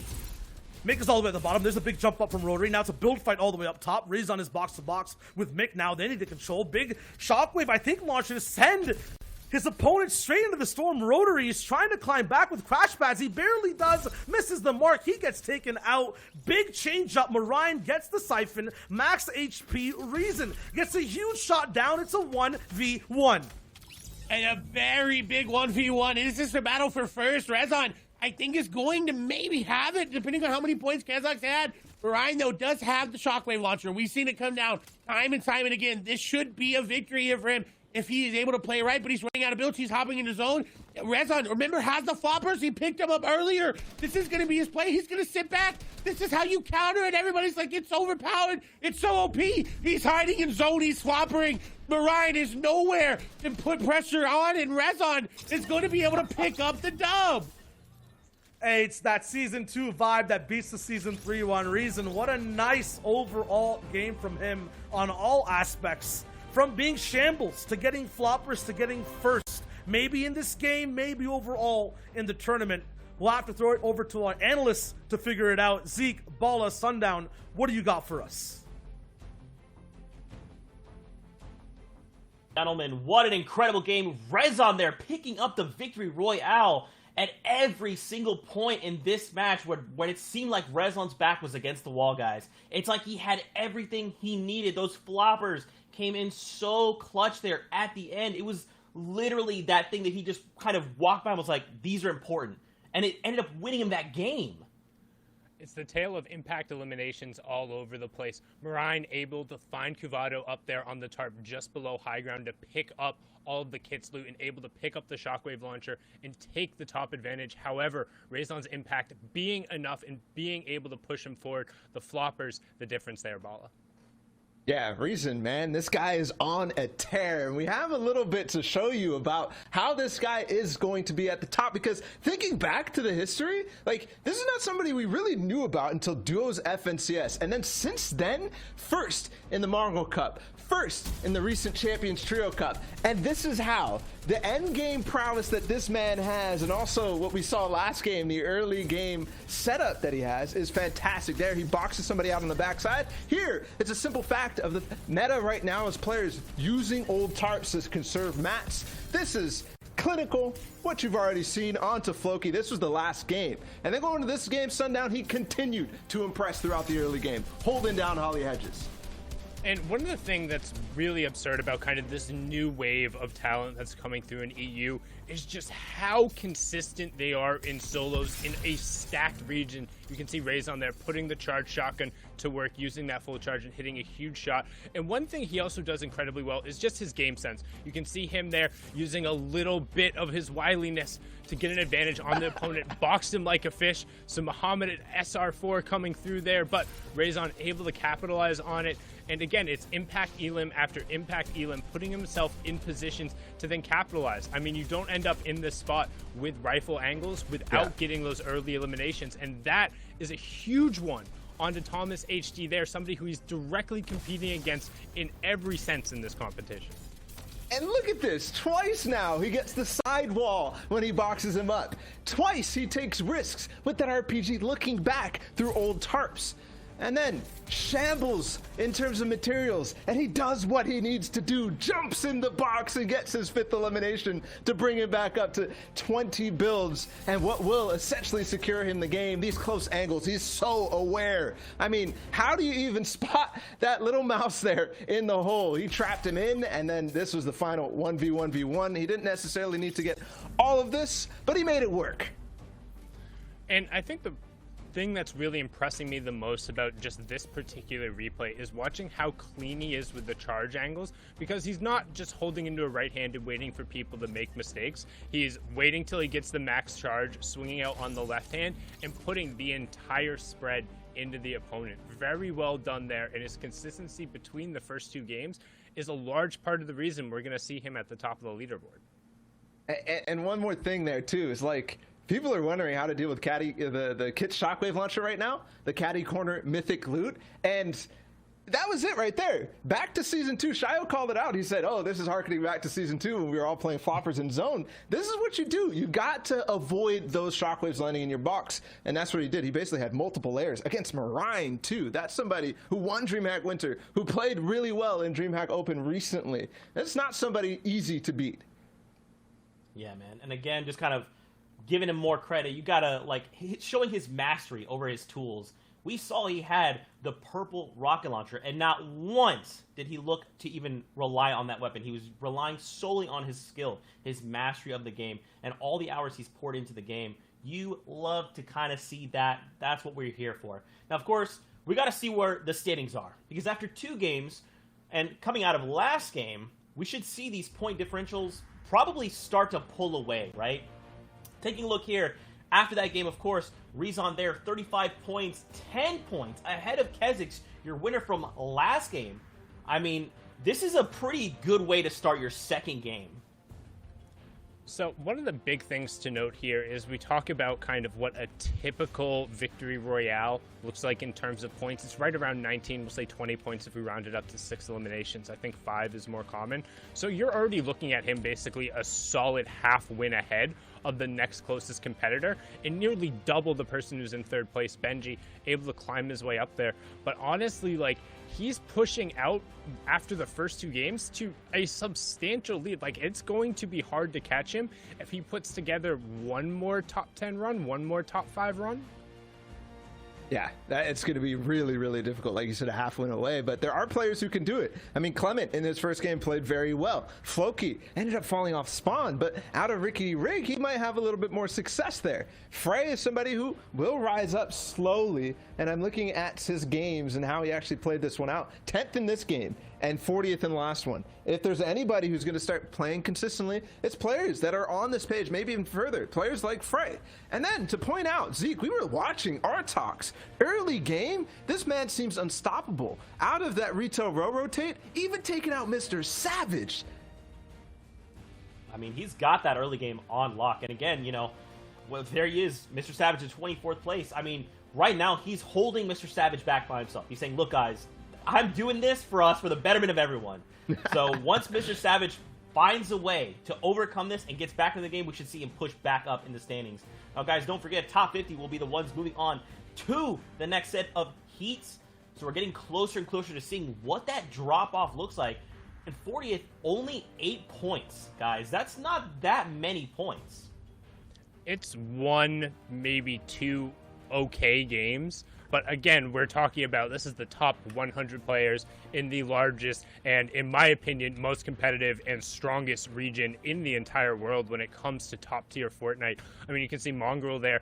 I don't want to say it's something that's become typical of him or you want to expect, but generally in solos competitions, in the first couple of games, him and Benji don't traditionally do that well. So out of all of these trends, anything I want to take away from the leaderboard, it's 1, Reason's sick, playing disgustingly well right now, and then 2, Benji's having a lot better start than he traditionally gets in high tier solo competitions. But I do want to put that with a little bit of a caveat, right? Because this is only this Sunday finals type of thing where it's happening in the FNCS week after week. It's only the qualifiers, right? And yes, it's the best of the best, but they're not looking for a performance in this right now. They're looking for a performance in the grand finals, and that's what I hope to see from those two. That's right. Well, guys, it is time to hop back into games. Let's send it back over to our eyes in the sky. Clay, Shy, take it away. The weather's really nice up here, not gonna lie. It's a cool breeze, everything's looking nice, and I feel like Reason's right up here with me at number 1 after game 2, now going into game 3. Absolutely amazing play from Reason. It just dominating the leaderboard, and it shows 10 points away from Kesix. He's really going to have a lot of pressure going into these next games to keep that up and to keep playing his game plan and to not let that pressure affect what he wants to do coming into this game. Again, Artox not letting the games affect him. He's continuing up his early retail row domination with these shots. The peanut butter peak, going to get that one, and turns out Pop does just not like peanut butter. Pop just gets smoked right there, and the big thing to notice is Artox. You're talking about people getting affected. He is the number 1 player to just get these traps set up, not really make it to many end games towards those maybe 8th, 9th zones, but be there just enough in these early and mids to take out people near the top 10. Last game, I believe we saw it was Savage who got taken out. This game now, we're seeing Pop get taken out at the POI. So whether you're trying to combat him very early on or just trying to move by him later on in the game, it's very difficult. Artox will be that ultimate barrier to get by in the early game. Scuff, though, we're following through with him too, where he wants to be. This is Weeping Woods. Once again, we saw the biggest snipes come out of this POI or just around it when people are trying to fight. You stay still for half a second, you get taken out. These points you're looking at, 13. Any double digits now are going to be kind of near the top 20. You want to be pushing towards the higher threshold of the teens, maybe 17, 19 to be in the top 10. And they talked about how that's not that many points separating that top 10, right? It's a couple elims and a couple placement points, which are going to be easy to get if you're not fighting off spawn like Jerky and Scuff are here. Scuff already very, very low. The shots coming through here from Jerky, who has just got him down to about 1 shot remaining. Scuff is going to be able to pop the mini shields there, and it will turn the tide back a little bit for him, but Again, this side is taking way too long, and that's one of the things in solos with fights is you need to end them quickly, like there. Jerky does finally capitalize onto him, but that fight took very, very long, and now it's going to impact his looting potential here as what he's able to get. Players are rotating in nearby as well. He's got to worry about that, and just, again, solos, you want to take it. Oh! Rezon is eliminated.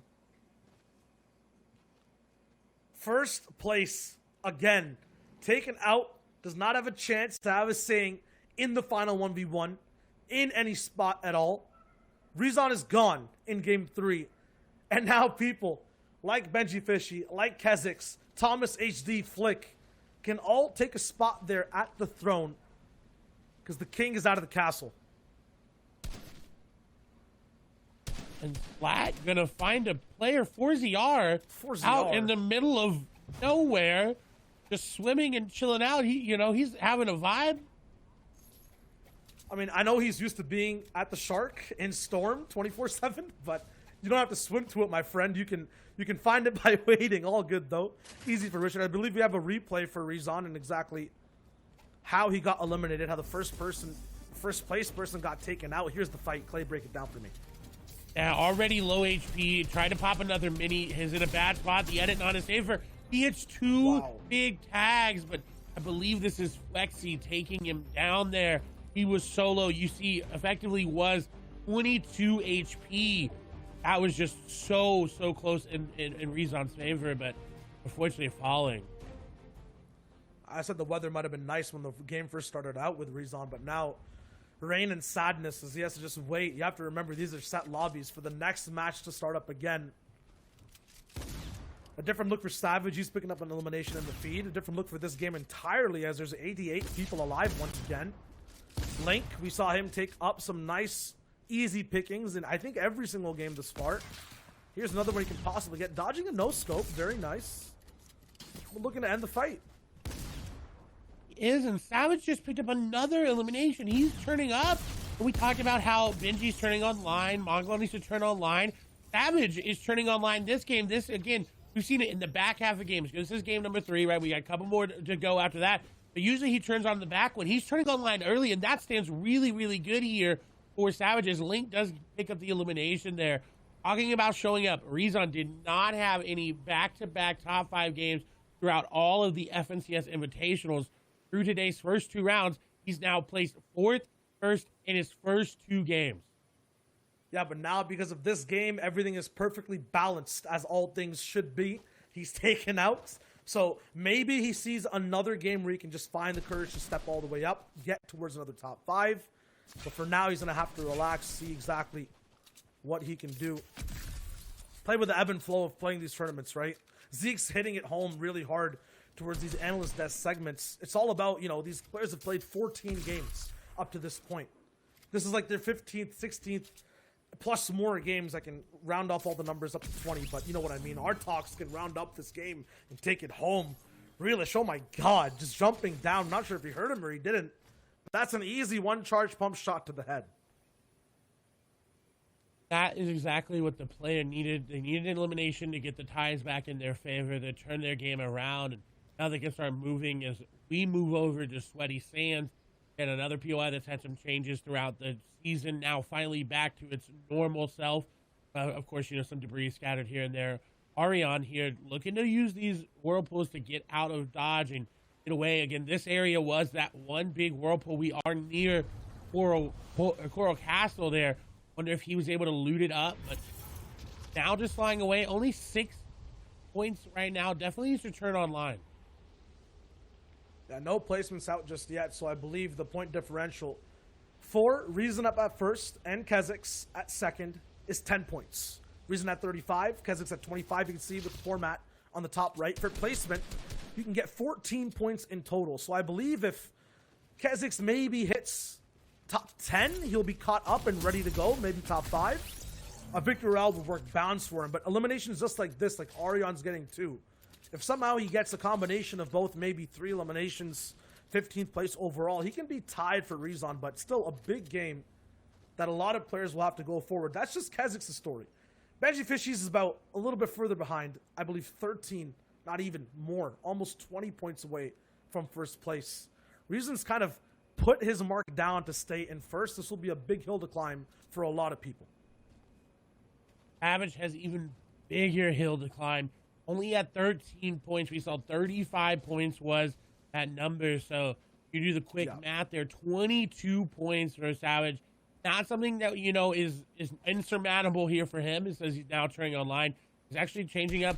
He's playing a little bit. Shots come through. Does get a tag, but now going to disengage. Almost getting sniped there yet again. Is actually just going to go ahead and base up. And he says, you know what? I'm a little too aggressive. I need to calm down. I need to sit and relax and just get a lay of the land and see what's going on around. And now has decided to back up and disengage. This is closer towards the top left corner of the map. I believe we're going to be shifting over into Salty Springs right here, but we switch tides over to the edge of the entire Fortnite circle. Weather's looking pretty nice here too, Clay. Eigel, Marauders in sight. He's going to choose to fight him. And what he doesn't know is he does now know there's a player. There's snipe coming through and smart recon. He does not do enough recon of his surroundings and just trying to fight Marauders out in the open. And that's, you know, every action has an equal opposite reaction, right? You don't build around you, you're going to get sniped. And there you go. Now you're back to the lobby waiting for this game to finish out. I mean, I get it, right? Because it's kind of the edge of the map. He's clear out his POI. No one really rotates up into Steamy, especially this early into the game. But you always got to be careful. You always got to invest the mats for protection, especially that early. Regardless, this is the second place POV at Authority, and Kazakhs will look to take some away from this game to get first, but it's 10 points that he needs. Remember, the magic number for this game to hit for everyone is 35.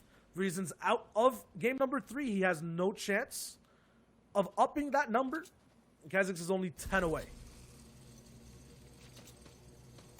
A dangerous rotation on that zip line there. The best one and the quickest one to take, but easy to get sniped off. He does, however, pick up those crash pads inside the vault, restocking him. Only had one before he went in. That is not what you want to see going into this mid-game right now. As shots are being taken towards him. He's looking very, very good, but a lot of players nearby. He's got to be careful about that.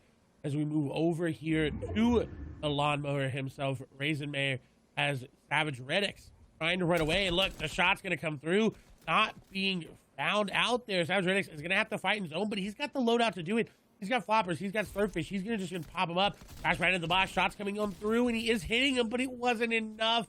Raisinmeyer is going to take them down. Raisinmeyer might be the expert of mid-game fighting because so far there's no chance anyone's stopping him.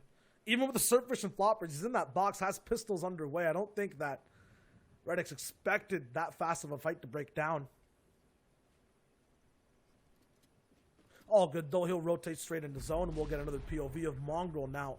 Not too late into the game. His rotation beside Frenzy Farm / Lazy Lake. And again, he's got Ocean's loot. The Mythic Burst AR and the Mythic Bottomless Chug Jug there in his inventory is going to be really good here for him. This is helping him turn the tides in his favor. Yeah, it seems like this is the second game we're seeing it with 0 eliminations. It's looking like an uncontested Fortilla for Mongrel, and that's huge. I mean, right now we're not seeing too much out of it. It might have been a switch over in game 2 possibly, because we're only at 9 points, but to put it in context, that's just 4 behind Savage. That's 2 games away from getting all the way to first if the pattern continues, and whoever wins the previous game gets taken out in the game that follows. We saw it with Kazakhs in game 1 to game 2, and now Reason in game 2 to game 3. If he wins this one, this could be huge. Has a Pepper 2. Remember that Chug Jug is bottomless, and this is one of the most lethal ARs in the game when it connects. Body shots or headshots, doesn't matter. And you'd want it to be in the hands of Mongrel if you're a fan. He's got an insane control over these ARs. Shots coming through. He's going to take down Kean Ray, who was, there. And I talked about his aim, and it came through. Mongrel said, you know what, Clay, I want to show off a little bit. Now picking up that Elim. Portilla may have been uncontested, but this area is not. Quavado down there as well. May have the caddy launcher there. May be a play that could be made. The Mongrel turning up right now as Kezik is in a fight, and he's to get out of this. This is a fight for first place. He's very, very low. Luckily, the third party came in. Playwell is going to get tagged up. Kezik with a very, very greedy edit, though. The shot's coming through. He's got to be careful with that core nearby as well. Snipes could come through and instantly send him back to the lobby. As you see, effectively 134 HP. One headshot will take him down. He's used a lot to get out, and he's going to be able to get out. He's going to manage to disengage her now. See if it holds. I mean, he's playing two different sides of this game. It's Storm Surge that's going to be active very soon. So, actually, it is active right now. So, many players are getting straight into boxes looking for fights. Kezik goes down. So, second place cannot take over first in game 3. Akis, who's at 3 points, not really close to that top spot, gets his game started. But more importantly, now there's so much more room for people like Benji Fishy, who was right behind Kezik, like Thomas HD, to hit more snipes to get towards first. 35 is still the point to beat for number 1, but now number 2 is also solidified. I believe it's 26 points in total that you can take to become the runner-up. Kylix, who was in 7th place, boosts up to 6 after game number 2, but he's low too. He gets taken out at 17 points. There's a slew of people almost tied with him who are looking for not only his spot, but to take it even more towards the top. And if you're one of those competitors that's in this game and you saw Rezon go down, you saw Kezik go down, you're saying, this is my game. I have got this. The top is free. I am good to go. Benji now can churn online. This is a miracle run. This is what he needs. The setup is there. Benji, again, we talked about, has a fast start. Is Kylix unfortunately going to get sniped there? That has been the story of this season. Sniper shot, sniper shot, sniper shot going through. Vevi going to be the one to take him down. That is not what he wanted to do, but, you know, unfortunately, the sniper shot just too much, and he couldn't overcome it. I'm getting another report in right now. If you're in the top 10, this game, the weather outside is dangerous. You do not want to be outside your box. You do not want to be taking risks. Hench, 8th place. Could he be the next person to go down? We've only seen 3 or 4 people time and time again just get taken out. So you got to be very careful. The next portion of the game, that's the most dangerous, is that half and half, the storm surge around it.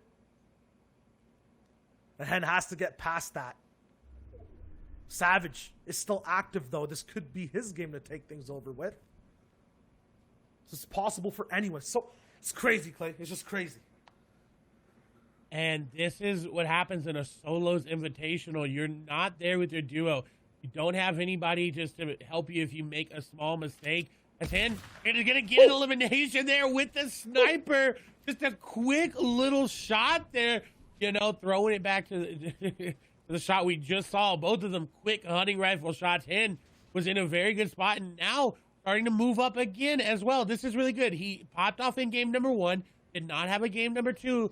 Now, coming into game number 3, he's doing very, very well. You talked about Mr. Savage, and we mentioned it earlier. Mr. Savage's performance in game 3 of the past 3 majors he's played in.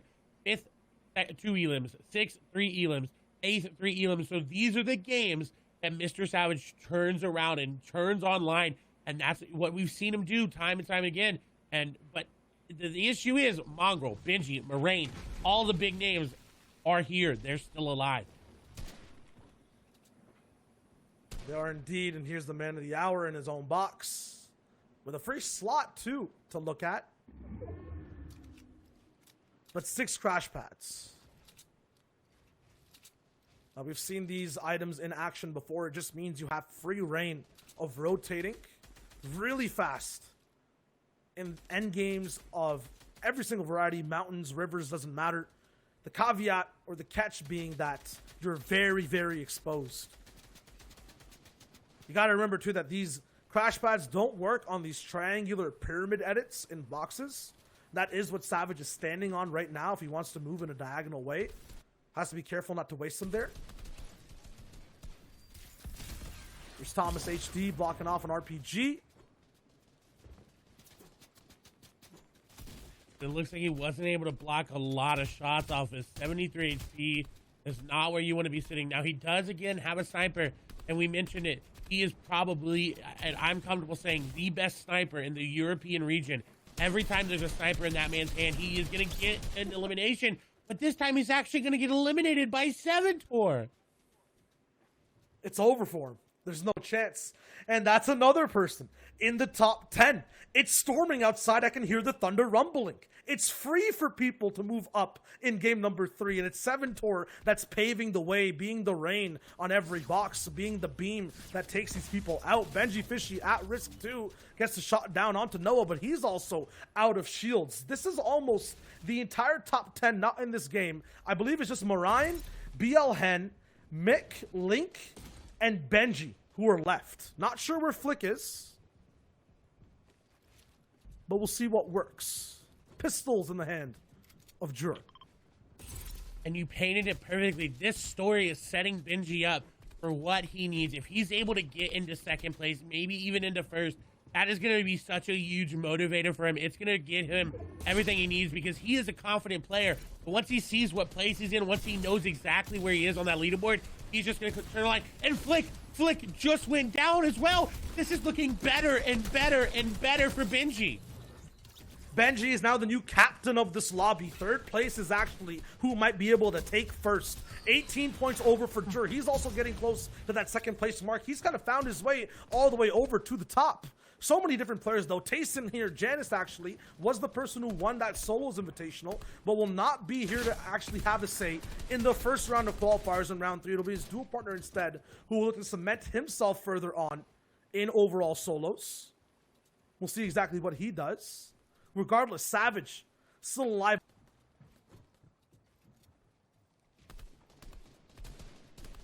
Savage still is alive, as well as Mongrel in this game.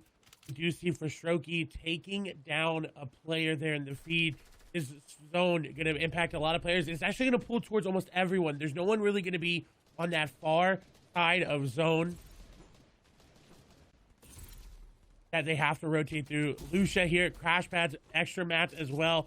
Does have that launch pad in his inventory. Can easily rotate in here.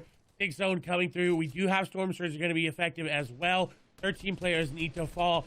Again, the story. Benji has got a free ride into the top spot as long as he's able to get the eliminations, to get the placements. Mongrel's in this game. Marine's in this game. We've seen a lot of players go down already that were near the top. Marizon, Kezix down. Tayson going to pick up an elimination. Loki going to get eliminated there as well. Razumi in this game getting elimination. Nate going down. Lucia's going to find a player on the backside. Shot's going to come through. Flygon going to go down. AR Buffo is going to be on the other side, going down to Hen, who's having a great game. Launchpad will come through and hopefully get that player where they need to go. As crash pads are now going to be used. We do see Benji flying through. Mid-ground is where he operates perfectly and where he is at his best. 73, he's actually got the shockwave launcher. He's got the charge shotgun as well. So picking up a huge elimination. Benji now could run away. We said it. The story is Benji. The story is him. And this is exactly what he needs to do. Find these impact eliminations and find this impact loot. And he's done it. He's gotten the caddy launcher. He's gotten the caddy shotgun there. He's got everything in his inventory. The arsenal is there. The tools, the shockwave, the crash pads that are going out. He's not playing for height just yet. He is looking in that mid-ground now, looking towards height, could go for it again. As Benji looking around, continuously just being aware of his entire surrounding. Shots coming through, easy to get takedown. Tayson, as he gets another elimination, dropped in a box he doesn't want to be in. Shockwave's going to throw a player off. He's still in that box. He's shockwaving in his own. He'll have it for now. We'll be able to just get out of this engagement, and this is beautiful. We haven't seen Mongrel go down, though, so he's still in this game as well. The old duo partners back facing each other here in this solo competition. Benji, not a lot of builds remaining. He's going to need an impact frag. Marine is going to fall there as well. Again, haven't seen Hen, haven't seen them fall. Shockwave's going to go through. They are going to throw him up into the air. We'll see if he's going to be able to use those and impact them. Not sure exactly if he's going to be able to. We'll see exactly what happens there. Benji now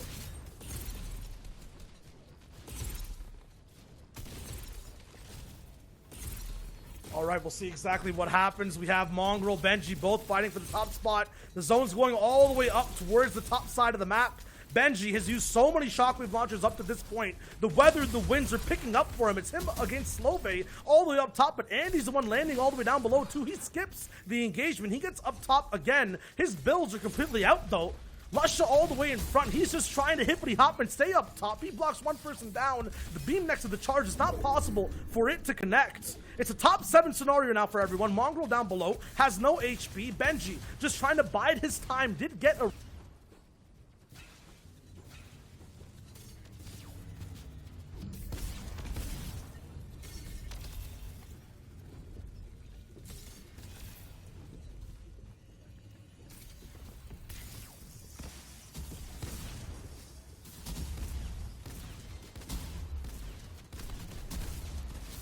What's going on, guys? Sorry about that. We had Shy and Clay drop. We're going to cast the end of this game. We got Benji Bishi up on the top, Mongrel down below.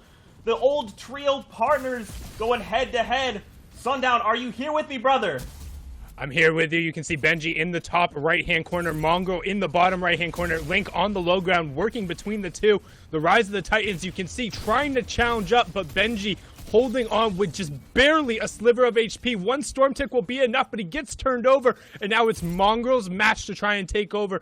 He's on the low ground and being pressured from below. 0 builds left, so it's all going to come down to the gun skill. Sees the player dropping down. First 15 shield tag comes through. 33 tag comes up. Mongrel follows it up. 7 elims, not a build in sight, but he's not stressing it at all. We see the fossil, and we see a nice little jig coming out of him there, as we get a nice look at the end game for match number 3, where all of the top players, as Shio said, just dropped down and got taken out, and everyone was able to capitalize. Now we're going to jump back on over with myself, Zeke, and Bala as we break down the midway point of the action. Gentlemen, that was intense. Yeah, definitely did not expect the boys to drop out, but hey, that's what we're here. We're all ready to go and catch it where it may fall. Guys, what an awesome game. That is exactly... Well, I mean, we kind of joked about it before. Hey, you know, you try to hold out the Benjis, the Mongrels, the Savages. This is their prime time. They say, hey, we're in game number 2, game number 3. All right, hold on. Here's the gas. I'd like the Victory Royale now. Yeah, but Zeke, do you hear that? Do you hear that? Do you hear those wind chimes? That's the winds of change, man. Savage, Benji, and Mongrel had really, really key moments in that game. All of them moving up the standings, but Mongrel in specific, I mean, this guy was a monster. How many elims was that? More than you could even count, and the way that he did it was ridiculous. We have to take a look. I believe you guys have put together a package for us to take a look at, because these 3 Titans, we can never forget about these guys, right? They're always waiting in the water. And right here in particular, you talk about waiting in the water. Savage making sure he builds out 1 extra tile. That's the difference of being in that shallow enough water and not taking the fall damage from above, and then puts the clean tack shots to work to take out Jason, and then he's able to immediately rotate around and catch off Micken up off guard. You can see him deploying through the crash pads, doing everything he can to get away, but his ears are on fire. He has that chili pepper running, and he's able to hit nice AR shots across. But Benji, again, we talked about the mid game and the prowess of those mythic items if you are able to catch up to him, and Benji putting the crash pads plus the shockwave launcher to work and just raining terror on the rest of the lobby. This is ridiculous. When you have all 3 of these guys activated like they are, they will storm through like a hurricane, and oh my goodness, that shot from Benji, ridiculous. And to get out of a situation like that, yes, obviously has Kit shockwave launcher to fall back on, but still the composure there, and then the knockdown follow up on the player in front of him, and it's down, and still Benji connects. Still he survives with the 4 elims, and then switching over to Mongrel. Benji ended in 4th place in that game, but you'll see him at the top of the leaderboard when we look. Mongrel also had a similar game, and they're taking out Savage in 16th place to kind of cut that hurricane short. And I mean, he just absolutely runs through the lobby. And I think one of the biggest parts of Mongrel's loadout is that bottomless chug jug. A lot of people kind of talk I don't want to say down about it, but don't think it's as useful as some of the others. Enabling him to take these trades in his aggressive playstyle, knowing if he gets this spare time, he's always able to kind of back off and go back to full health. But again, here, Mongrel, we saw it during the World Cup. We've seen it during pretty much every single instance in high-level competitive play. When his back is against the wall, when there are no builds in his inventory, when it comes down to just raw gun skill and knowing where your opponents are, there are few players you want in that position other than the young English Lord who is able to clutch up in so many different instances. I mean, you know for a fact if you're watching him on stream or he's in his room during that point in time, it's just, oh my god, I'm the best! Oh god, yes! I'm the best, I did it! And it's just absolutely crazy. Wow, I didn't realize that we had you here on stream. How's it going, man? You feel really good about that win, Mongrel? Yeah, no, but in all serious, wow. I mean, this is kind of like what we're used to seeing, right? These names are known for a reason. And if at any point we're like, oh man, they're not having a great game, it's like, okay, wait, did you just say I'm not having a great game? All right, hold on. Just hold the slurp juice, watch this. And again, they show us why they are so dominant. Now, guys, I have to applaud Benji. I mean, Ball, you kind of touched on it. The way he utilized that caddy launcher to get himself out of all these situations, you know, so much thought goes into this, especially, again, after these 14 potential matches played. Benji is on it. Let's take a look at the standings very quickly. Ball, if you had something?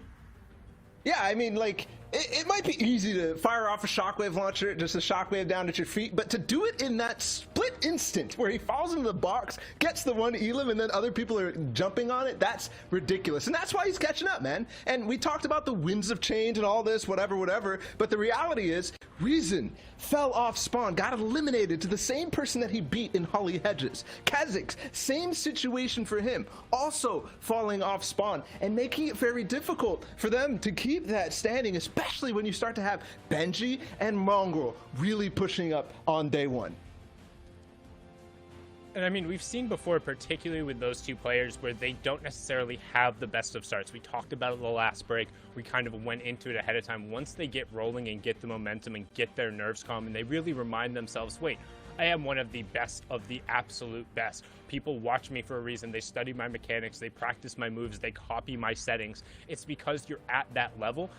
But it takes a little bit to get going, and I think the eliminations and the runs we saw from there in that game are really going to enable them. We cannot forget, gentlemen, top 50 will be pushing through. And we still have some room here at the very edge of the bubble for a lot of these other players to kind of make a jump into that top 50. But again, congratulations there to Mongrel. Very well played. We'll have to see if the trio continue this reign of dominance. If they continue to say, look, guys, we're still here. You cannot forget about the old guard because we are known for a reason. Of course, guys, with all that being said, we are going to have to go to a break. What you need to do, get up, walk around, find a snack, get some water, come on back because we have more action out of the FNCS after this. Stay tuned. We'll see you guys after this break.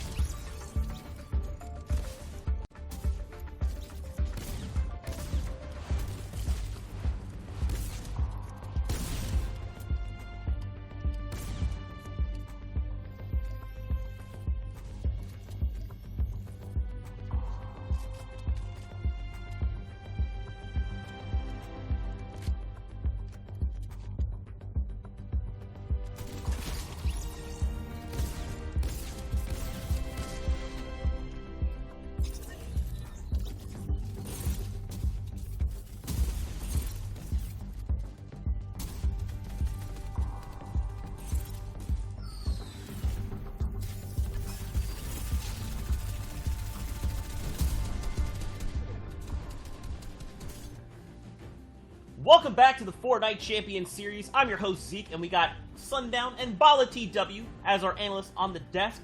Now, of course, guys, we know what you want. You want some more games. We are prepared. Don't even worry about it, because we're going to get ready to hop back in. Now, key note here is Shy Wager's having some internet issues, so Monster D-Face is going to be subbing in for him. So, of course, guys, I know we're ready. Sundown, Bala, you guys excited as I am?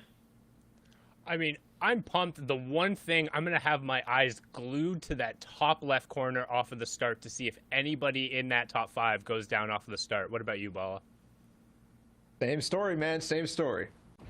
All right, guys. Well, let's send it over to Monster D-Face and Clay to get us into game number 4 of EU. Thank you so very much, Zeke. We are here and we're ready for the action. It's Monster and Clay. Like we said, we had to pardon Shayo as he gathers his resources. He gets ready for the next end game. It looks like things are kicking off with a bang here as Queasy's going to catch Benji Fishy, who was just on a run of his life after that game 3, Clay. Going down early has been the story of today as well. It seems like everybody that just comes off a hot game goes down at the very, very beginning of the next game. So Benji, while he does go down early, still going to have a good amount of plays there as we swap over here to Rezon again in Holly Hedges. We've seen him fight time and time and again. We'll see if he comes out on top of this again. 87 players. That was a replay there from Benji's perspective. We're hopping in a little bit later because we did have to take a little bit of a break there. But Rezon looking to maintain that first. Now he knows second place went down, so he's got a little bit of cushion there between him and Mongrel. He was at 29 points there with Mongrel's points. So that point threshold going to be really, really good there for him. But again, he's got to make sure that he doesn't go down early. So a little insight onto Rezon's style. He's known to take these battles, these early game engagements time and time again, but exercising a little bit of caution, right? Aaron on the side of caution. He's going to leave Holly Hedges early this time. Remember, he was put dead in his tracks, stopped dead in his tracks coming into that game 3. He hasn't been able to continue to push through with that lead. So the buffer that he had is now gone. He's up there with the rest of the competitors. This is going to be a big opportunity for him to find the snipe shot. And no, he's not going to connect, but okay. Does follow up that body damage from the AR. And now he's got a situation on his hands here. A dink of his hold goes through onto that player, but he gets dinked as well. So how to use that Shark Splash. He could use another one about 18 HP off. That's where that awkward moment where you're like, do I use it, do I not? And if he ends up using it, he does have a player in front of him, though, so he's got to be careful about that. We can't discount Mongrel's run. That victory royale there for him was so huge, moving him up all the way into 3rd place there when he had a 19th place before and a 91st place before. So you see an elimination come through as well. We're talking about how huge it is for him, and he's continuing to write his own book and move himself up to the top of the leaderboard. Yeah, and just to jump on that, you can see someone else who wants to continue to maintain that lead. Here is Rezon. With every elim that Mongrel catches in this game, he's closing the gap, right? There is no more buffer. I think it's a 3-point difference maker here between the two. So this is an important fight for Rezon. He has to stay in the game right now. The angle is not going to be in his favor here as the opponent up top is the one who can see down and under, but Rezon still taking the battle with full confidence. Now being pressured back here. This is a scary situation for Rezon to be in. Putting all of his placement on the line here, quite literally, right? The tournament is on the line right now for him. Ooh, and almost boxing that player up like a fish. They are going to be able to get away. That's going to be Jerky, who has been moving around drop spots, hasn't really had one consistent one, it seems like, as Rezon does have knowledge of where he is holding for a little bit. He's not going too aggressive because he doesn't have the chug splashes to back up that HP gain very quickly, but I think he wants this. I think he's waiting to pounce. He's waiting for Jerky to make a mistake. Maybe open that edit. He can go for a quick charge shot there. This is a very, very big battle because, again, we saw Rezon go down very early last game, 93rd place. No points there for him. If he gets another game of no points, this is not going to look good for him. He's going to more than likely fall in the standings if Mongrel is able to have a great game, if Link is able to have a great game, or even if Kezix is able to turn it around. I mean, that's right. What's at stake here is this tournament run. Remember, 35 points is great and all for the first half of the show, but you need a little more, right, if you want to continue to solid or secure your way all the way through. Here's Mr. Savage, though, that we get to see on the other hand. Launchpad's going to be a fail from Flick, so his escape route actually being blocked out here now, and Mr. Savage has got him cornered. He has to take this fight in full here. Savage playing the wall, the low wall. He's going to push all the way through. The fresh edits are going to be enough for the tactical to finish Flick. And now another point for Mr. Savage, who has found his second breath of air in the competition right now. Inching his way up to 21 points, Clay. This is 2 eliminations, 2 massive eliminations with 82 players still in the game. And it's perfect for him. This is where he turned online. We got that stat that flew in earlier, how game 3, he usually starts to get a lot of points and a lot of eliminations that come through for him. And now game 4 is going to be just the same. He's already starting to get those eliminations. We know he's going to get those placement points based on where the zone is and where he's located. We do move back over to, again, a very big fight between Rezon and Jerky as peanut butter edits are being exchanged. Stairs are being exchanged as well.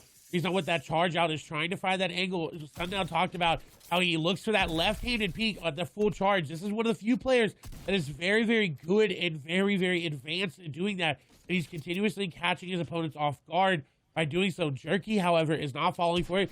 He knows his opponent is in there, though. He's playing this box fight perfectly. The shots are going to go through. Jerky is going to lose the majority of the HP there. You heard Monster say it, a very, very big tag there. Now this fight is in Rezon's favor. It's an important battle for Reason. It's probably the most important battle of the day for him right now. Hence, he needs to do this. And it's been dragged out. At this point, you're at the area or the time in the fight where you have to fully commit.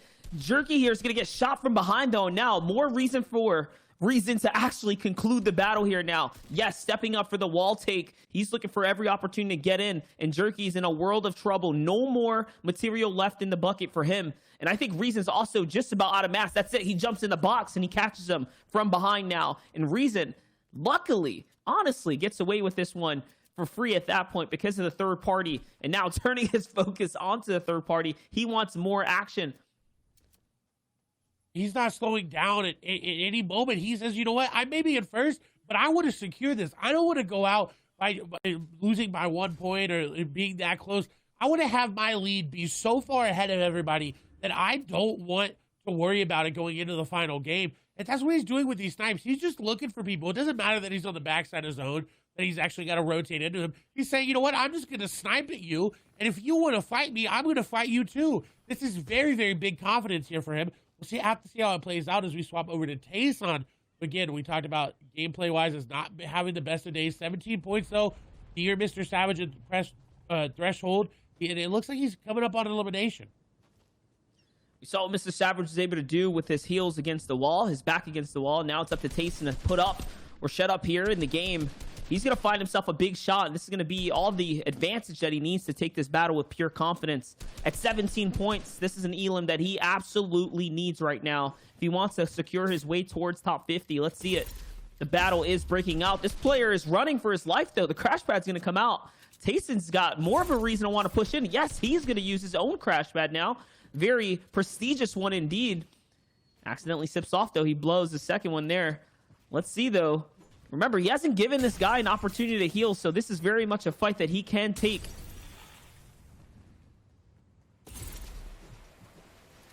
The crash pad's working in his favor there. The stink grenades working in his favor.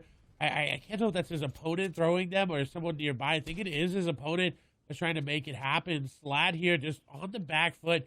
He hasn't had a chance to heal like Monster said. And Tayson working this very, very well. The downside of this is a very long fight. This is wasting a lot of mats for both players as Tayson is finally going to capitalize on it. The lucky part for Tayson is there's nobody anywhere close to him, so he's able to get that loot, just try to farm back up and get on his way to zone. That was a perfect fight. However, it took long. The perfect situation there for Tayson. And over to the side there, you can see how the format breaks out and how the points are being divvied out. It is 1 point per elimination. And that victory royale being worth 14 big points. So obviously placement being heavily favored in today's competitive tournament format. Speaking about that, though, your previous game winner, Mongrel, already on elimination. Off to the right setting here to kick things up. Sundown did provide some great highlight and insight onto the infinite chug jug, right? The bottomless chug jug that he has here. We know that this can come in handy in solo settings. It particularly shines here now in the mid game. If you get tagged up, allows you to really just save a lot of material, or I should say HP resource. So seeing that Mongrel's been getting away with the Fortilla loot constantly, consistently, over and over again is a very good sign for him moving into grand finals now. But we'll see, though, as he's making this very risky rotation, yes, between multiple players. Shots are going to come in from the mountain side, switching even that wood wall there to a heftier material, just in case, to give himself a little bit more protection to pop this Chug Jug here. That's the only downside to it. It's the 15 seconds you have to wait. He had to be sure no one was around him, because if they heard that Chug Jug being popped, you know they would have pushed onto him and assumed that he was really, really low. As Seventor is going to get sniped there, Mongrel will do exactly what you said. Is in a mid-game situation, got tagged up, boxed up, going to use the Chug Jug, and now he's on his way. Perfect timing there with the zone there for him as well. He's just going to get a nice, easy rotate in. Now, he does have these players fighting in front of him. He is getting a nice rotate around this box as well. Looking out with that AUG. He's ready to beam this player if they try to beam him. Although I am worried about that shotgun situation. He does protect it with the wall. Mongrel's playing very, very well, and I expect to see him late into this game if he's able to make everything line up and more shots coming through. Gonna box up, wait for those walls to solidify, and maybe start to use that Chug Jug. And honestly, just getting tagged that first time might have worked out in his favor. You can see all the builds that were there already. He was able to recycle and push across and rotate across with, saving him a little bit. Now setting up a nice little 2x1 base here, giving him a nice wide spread. And yes, he's going to find Vortexia. This is now the second time Vortexia falls into the mid game. We saw it coming into game 2. Now we're seeing it here in game 4. Vortexia slipping away here in the competition. That's got to be a rough one for him. But now Mongrel's got someone else in sight. It's someone up on height, crash padding in. He's in his territory, but it doesn't look like this is going to go out any further. Just a little replay, though. A replay on Kezik's perspective. See what happens here. He does have that hunting rifle out looking for it. And it's going to come through. Oh and Hin is going to be the one to take him down there. I think that was a hunting rifle shot as well. So a very, very big elim there from Hin. You forget what that hunting rifle can do, how fast you can react with it. Hen finds something massive. Here's that infinite chug splash, the bottomless chug jug from Ocean. Like we said, the loot really can play a benefit here. That chug jug being able to consistently heal time and time again in this mid game. He's got a minute to rotate here to zone 4, so we speak about how you can use it here, and that's the only time. But no, he looks like he's going to fall to Reason, who's going to connect off in the distance now, and it's all of his loot. So I know we had a little bit of an off-sync there, but that's okay. Reason finds arguably the most impactful frag of the game because Mongrel was his biggest competition. Taking it out, we talked about his confidence. He's not stopping. He says, you know what? You're near me. I'm gonna take you out. If you're Mongrel, I don't care. If you're Benji, I don't care. I don't care who you are. I want first place, and I want to make sure that I have it at the end of the day. And now we see him crash padding through the air, looking to secure his rotation in. What a beautiful play by Rezon to realize that Mongrel was low, had to pop that chug jug there, and he didn't have the time. Rezon just putting the pressure up. Hin, however, someone again that had a very, very good first game and has yet to have a solid game. Did get a 14th place there, but obviously these players looking for that top 10 placement points that start to ramp on up. Hin, near Frenzy Farm, looks like he may be in a fight with someone behind him. No, it's just going to go ahead and rotate on in. Again, very, very good player, but just did not have the solid second game that we were looking for. We'll see if he gets it here today.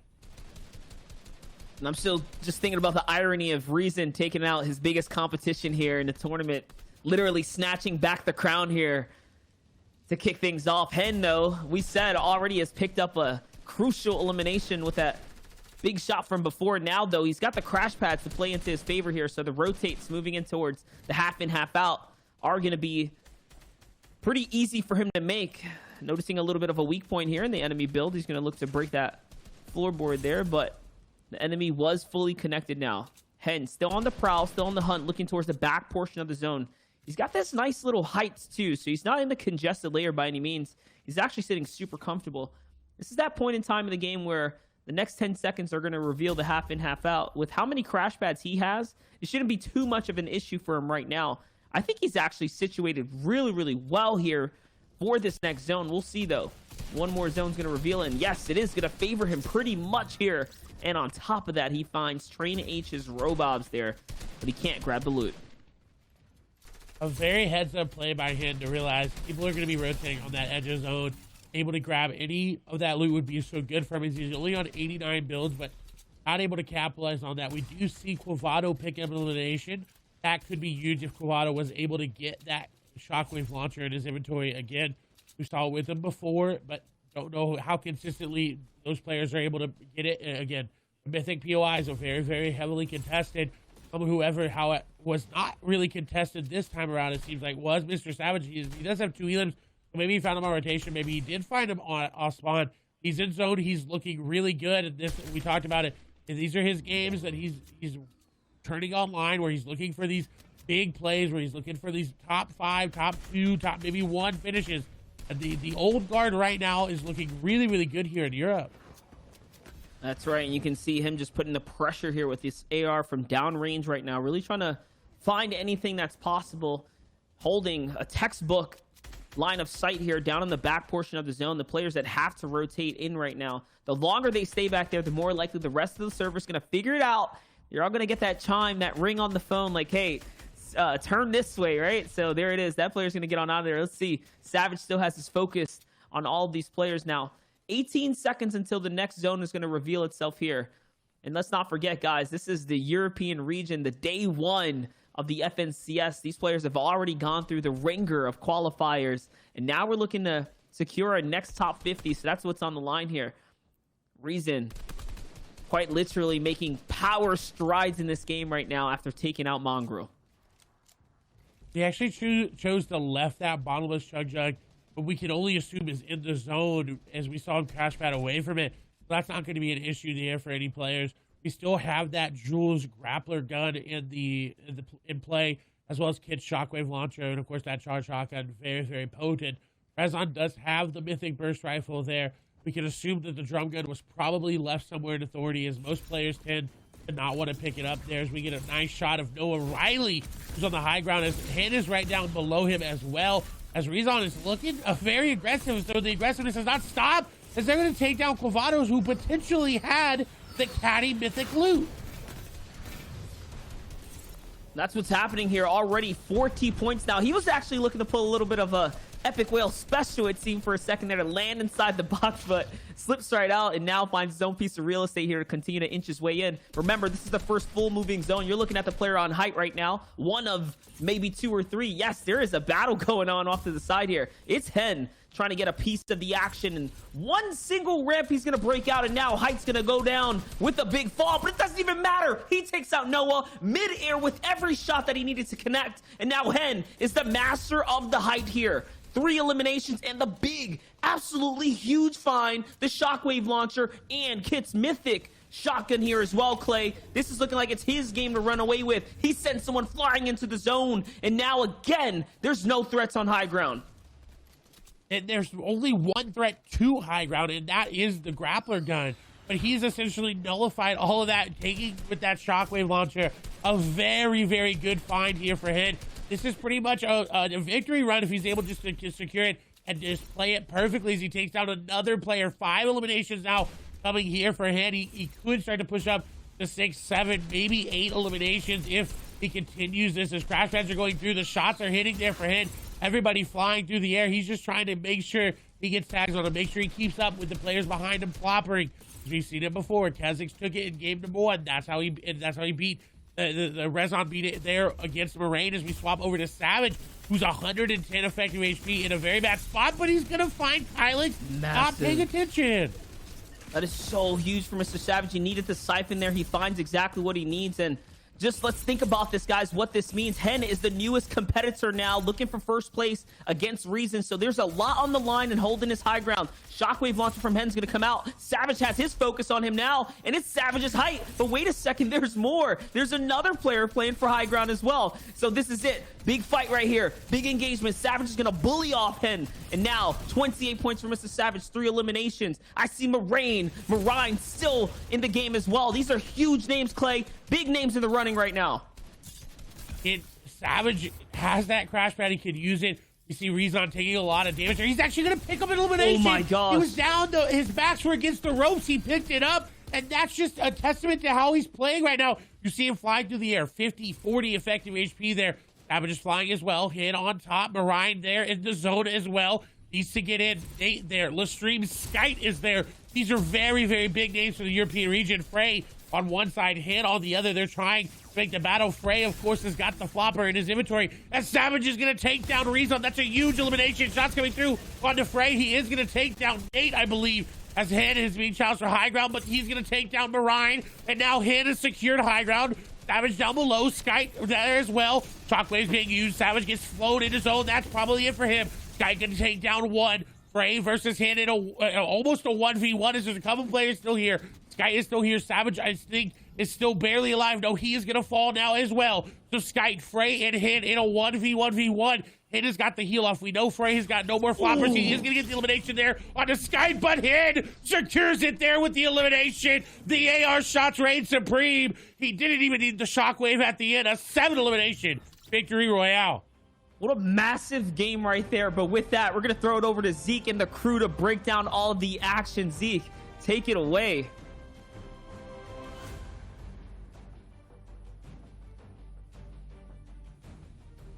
Thank you guys so much. Great cast there. Congratulations to Hen picking up the victory royale. What's crazy about this, guys, is in the first game we saw Hen go head-to-head with Kha'Zix, and he placed second. And he said, this is not good enough. I want a victory royale. And thanks to that clutch elimination where he found the caddy launcher, it all goes his way.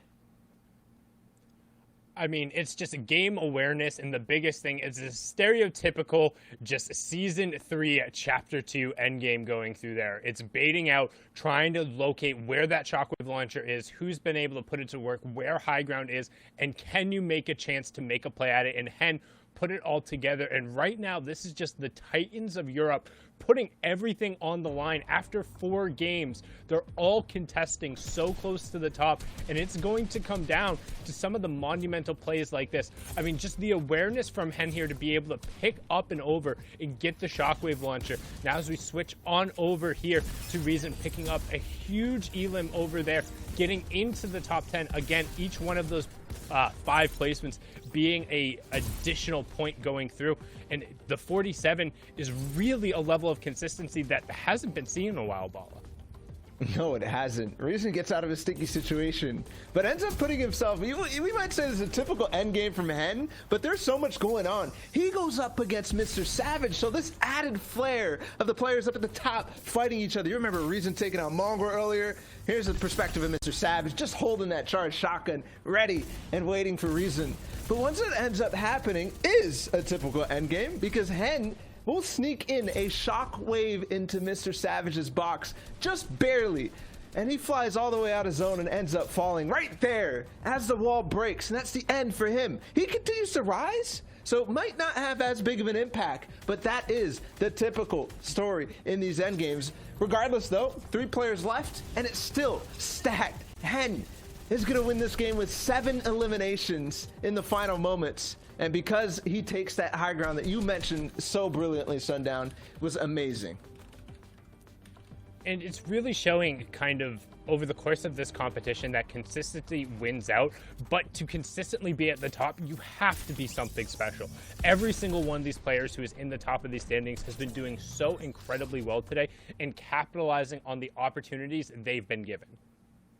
That's right, man. These end games are just getting harder and harder. Now, of course, we can't forget it's top 50 that are moving on to the next set of heats.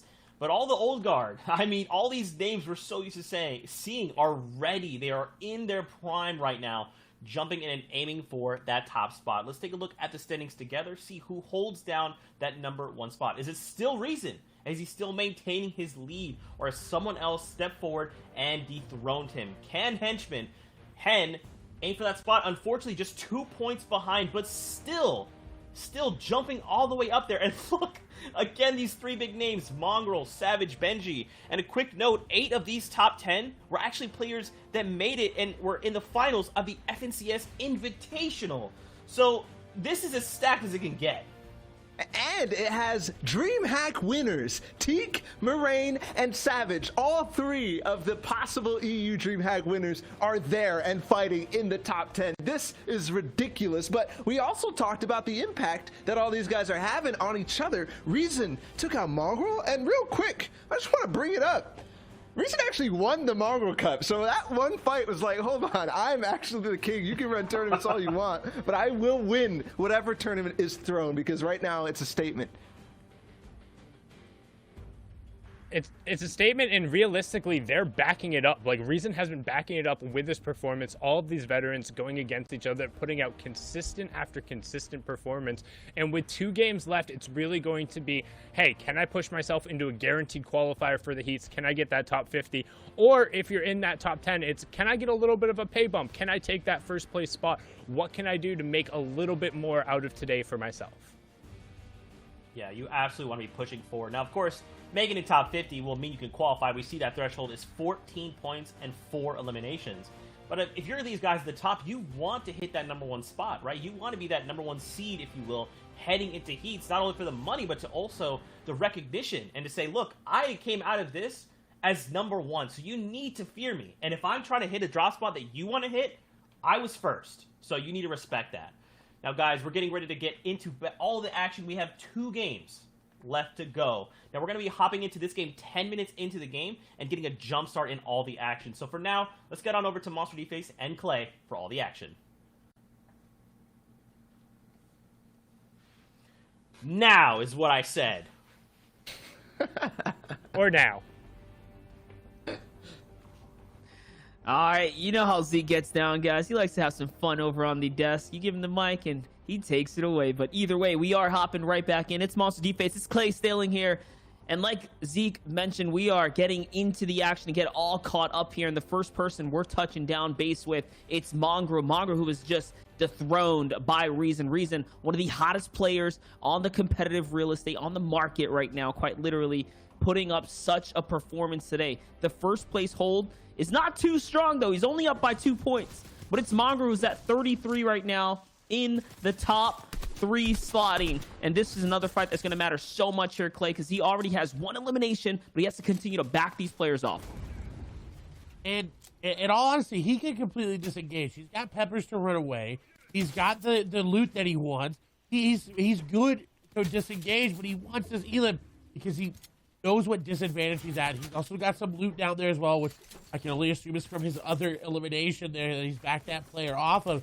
Those henchmen shooting all around him. He's got to be careful as well. But overall, Mongrel in a very good spot. Picked up an early elimination, picked up the mythic boss loot already.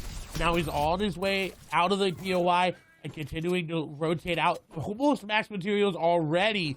Only, what, 3 minutes into this game? That's right, and it's more about laying down the law here. Let's not forget, this is only the first major step, right? Qualifying towards your way to grand finals, and then you have to defend your drop spot. You have to really put on a show. So if you're already in the position now to succeed towards that top 50, I think it is important to fend off your drop spot and play as aggro as possible, really alpha up here.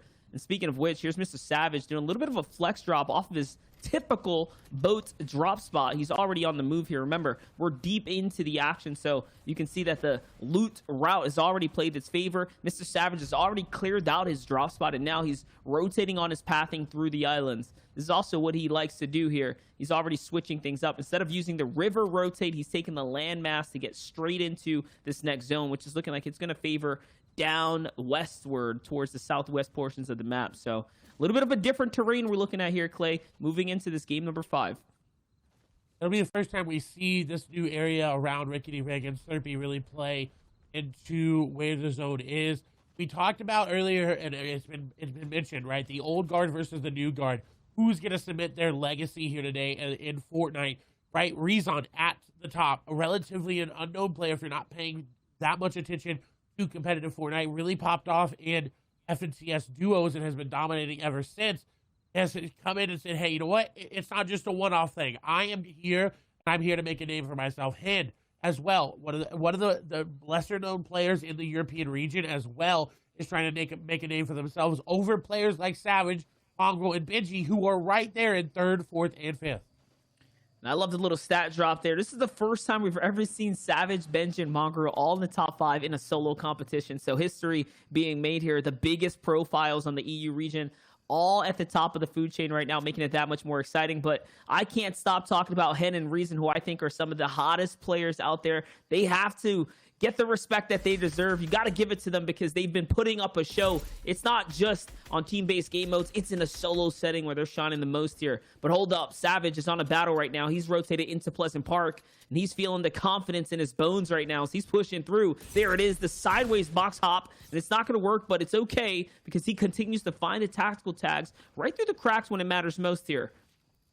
Continue to set up, though, Clay. He wants this fight. Look at him. He's going in.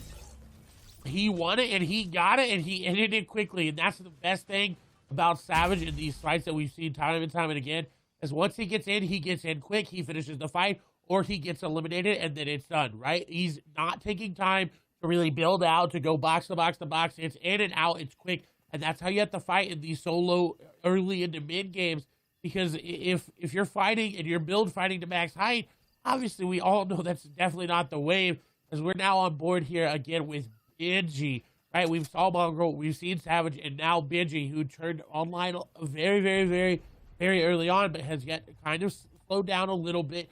They still got these last couple of games to make it towards that, first spot, right? He's not going to be satisfied unless he's in first. And as we see now, he saw that player rotate in. He's looking to set up a little bit of an ambush down onto this player. He's got to be careful, though. There is a player in the box right nearby. Not surprised, though, if Benji gets this beam and just decides to push. Let's talk about the confidence. We tuned in with Mongrel, already on an Elam. We tuned in with Mr. Savage, already on 2. Benji Fishy, the only one of the 3 right now who hasn't quite found anything just yet. Let's see how it's going to play out, though, as Mr. Savage is still feeling the aggression in his bones. Like we said, he's continuing to push on through. He's backed this player off. And I think this guy has an idea of who it is that's on his heels right now. It's Mr. Savage setting up the box boost. He's trying to get into your positioning now. And just think about it, right? The way Fortnite landscape has already changed. Everyone knows now, if you stay in the box, you're not safe, not by any means. The crash pads are going to let you in every single time. And it's Kylex. This is a big, big elimination for him. Kylex, who was doing A-OK. He was in that top 20. And now he's taken out early coming into game 5. You have to think his position in the tournament is probably in the air now. I would definitely think so. That was so smart by Savage to make an edit, close it really quick to fake that edit. So Kylie started to drop down, and then he can make the edit that he really wanted to and get the elimination. Very, very well played, and I wouldn't expect it any other way. Now we're on board here with Teak, who, again, very, very big name in these last coming months, has definitely popped off time and time and again. Winning that Dream Hack open there just a little bit ago. He's going to pick up the elimination there onto Rotary. He's got another player nearby, but I think this is going to be the end of the slide. I think that player realized, hey, a third party came in. They got siphoned relatively quickly. I'm not going to mess with that. Dropping a little dance there on the opponent just to make sure they know, hey, I'm here. I had a bad couple games, but I'm here. And now, talking about whether or not Benji's going to get elimination. He's in a box. He's got that player one shot. Flashback could be used here. He does have the wall. The edit going to be a little bit slow there for Benji, but he's still got the pressure up. There with the top. He is going to try to get in the box, but that crash pad going to come out for the player. And this should be easy pickings here for Benji, but he's going to miss that crash pad. And that player going to be able to skate away for the time being. But I think Benji's going to be able to follow that player right in and pick that elimination up. That's right. I mean, he wants a piece of this action right here. He wants this point, especially after how much he's already put into the opponent. This guy's running for his dear life, though. I think that's 6 crash pads right there. He's already through. And now you can see he's backed his way up into another set of an opponent here. It's Nate's and Lazarov. So Lazarov is the one who's in the most peculiar situation, getting tagged up from multiple angles here now. And Benji's in the box. Hello.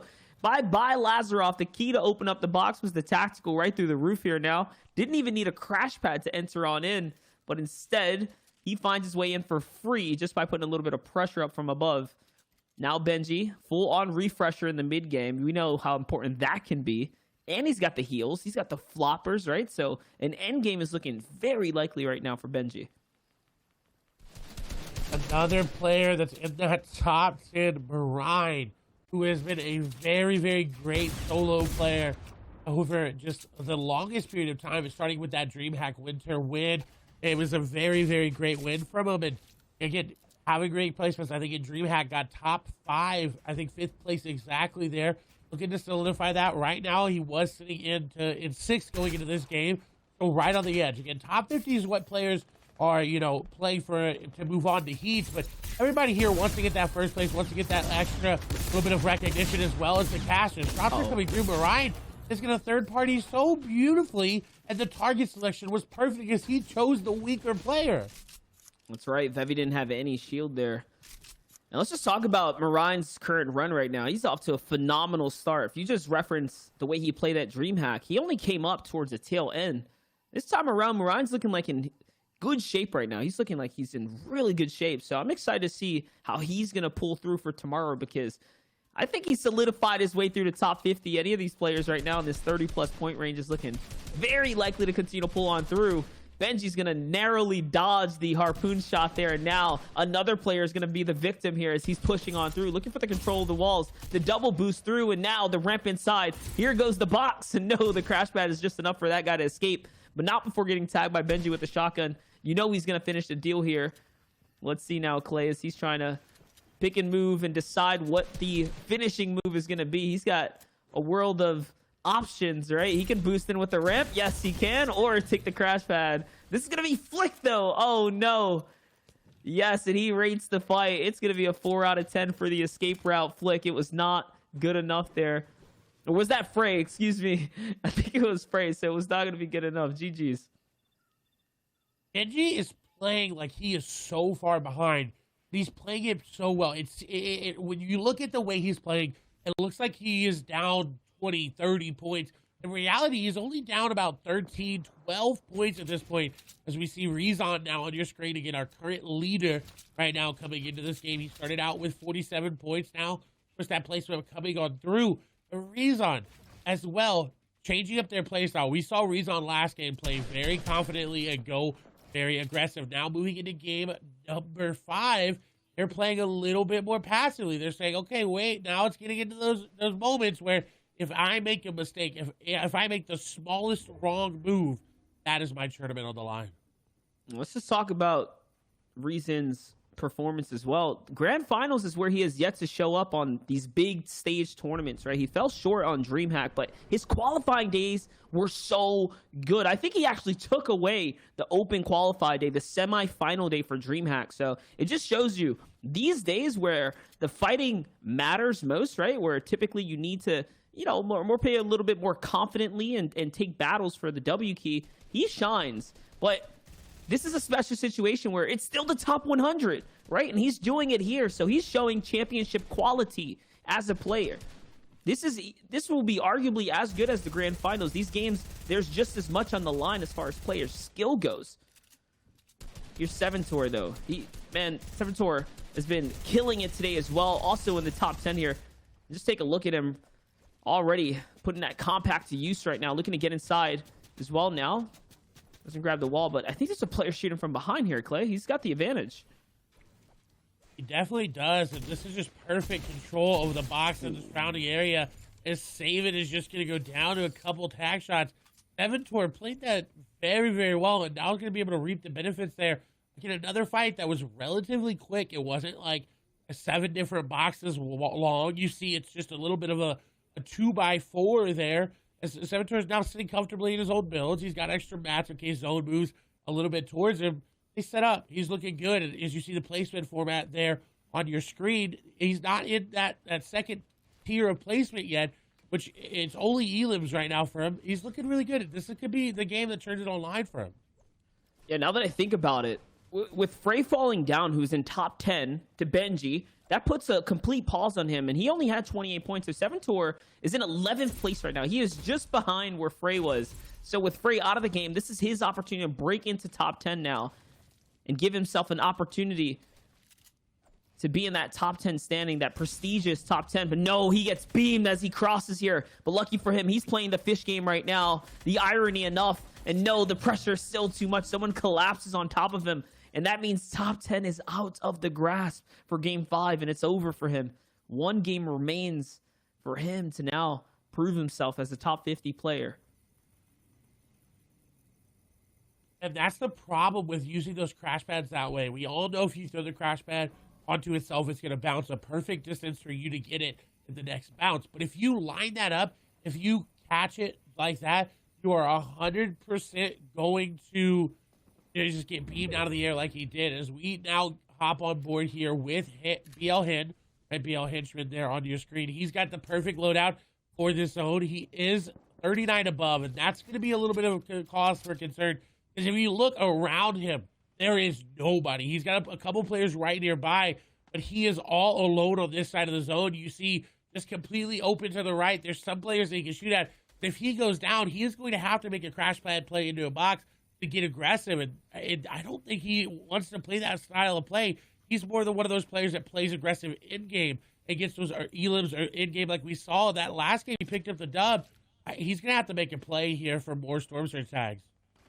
And I'm just thinking about the stark differences between Hen and Reason, two up-and-coming pros who've been around for some time. Reason now finally finding his success, of course. Hen, he's been around for even longer than that. But think about the style, right? Reason's taking all the fights. He's looking for the action. Hen's been somewhat passive, somewhat dormant coming into this mid-game, but both of which are at the same level on the standings, right? We're talking, oh my gosh, a 2-point difference, and that's probably why he likes to hide, because the unlucky factor is that you can get sniped at any given time, and that's what we see right there as Hen finally looks to open up his box and get into the action for Storm Surge tags. He gets absolutely demolished for doing so. This is a big opportunity now for Benji, who just lit up the feed, for Mongrel, who's looking to continue to inch his way up, and of course for Reason to continue to run away with the competition. But no, Mongrel gets taken out by Diox in a box fight that was so awkward because of the tree. What an awkward situation to be in. I would not have wanted to fight there. I don't think anybody would have, but yeah, able to get that going. As Benji's going to crash pad through the middle of your screen. Rezon's going to crash pad, but the opposite way that he wanted to there. Now going to try it again. Going to try to get into that zone.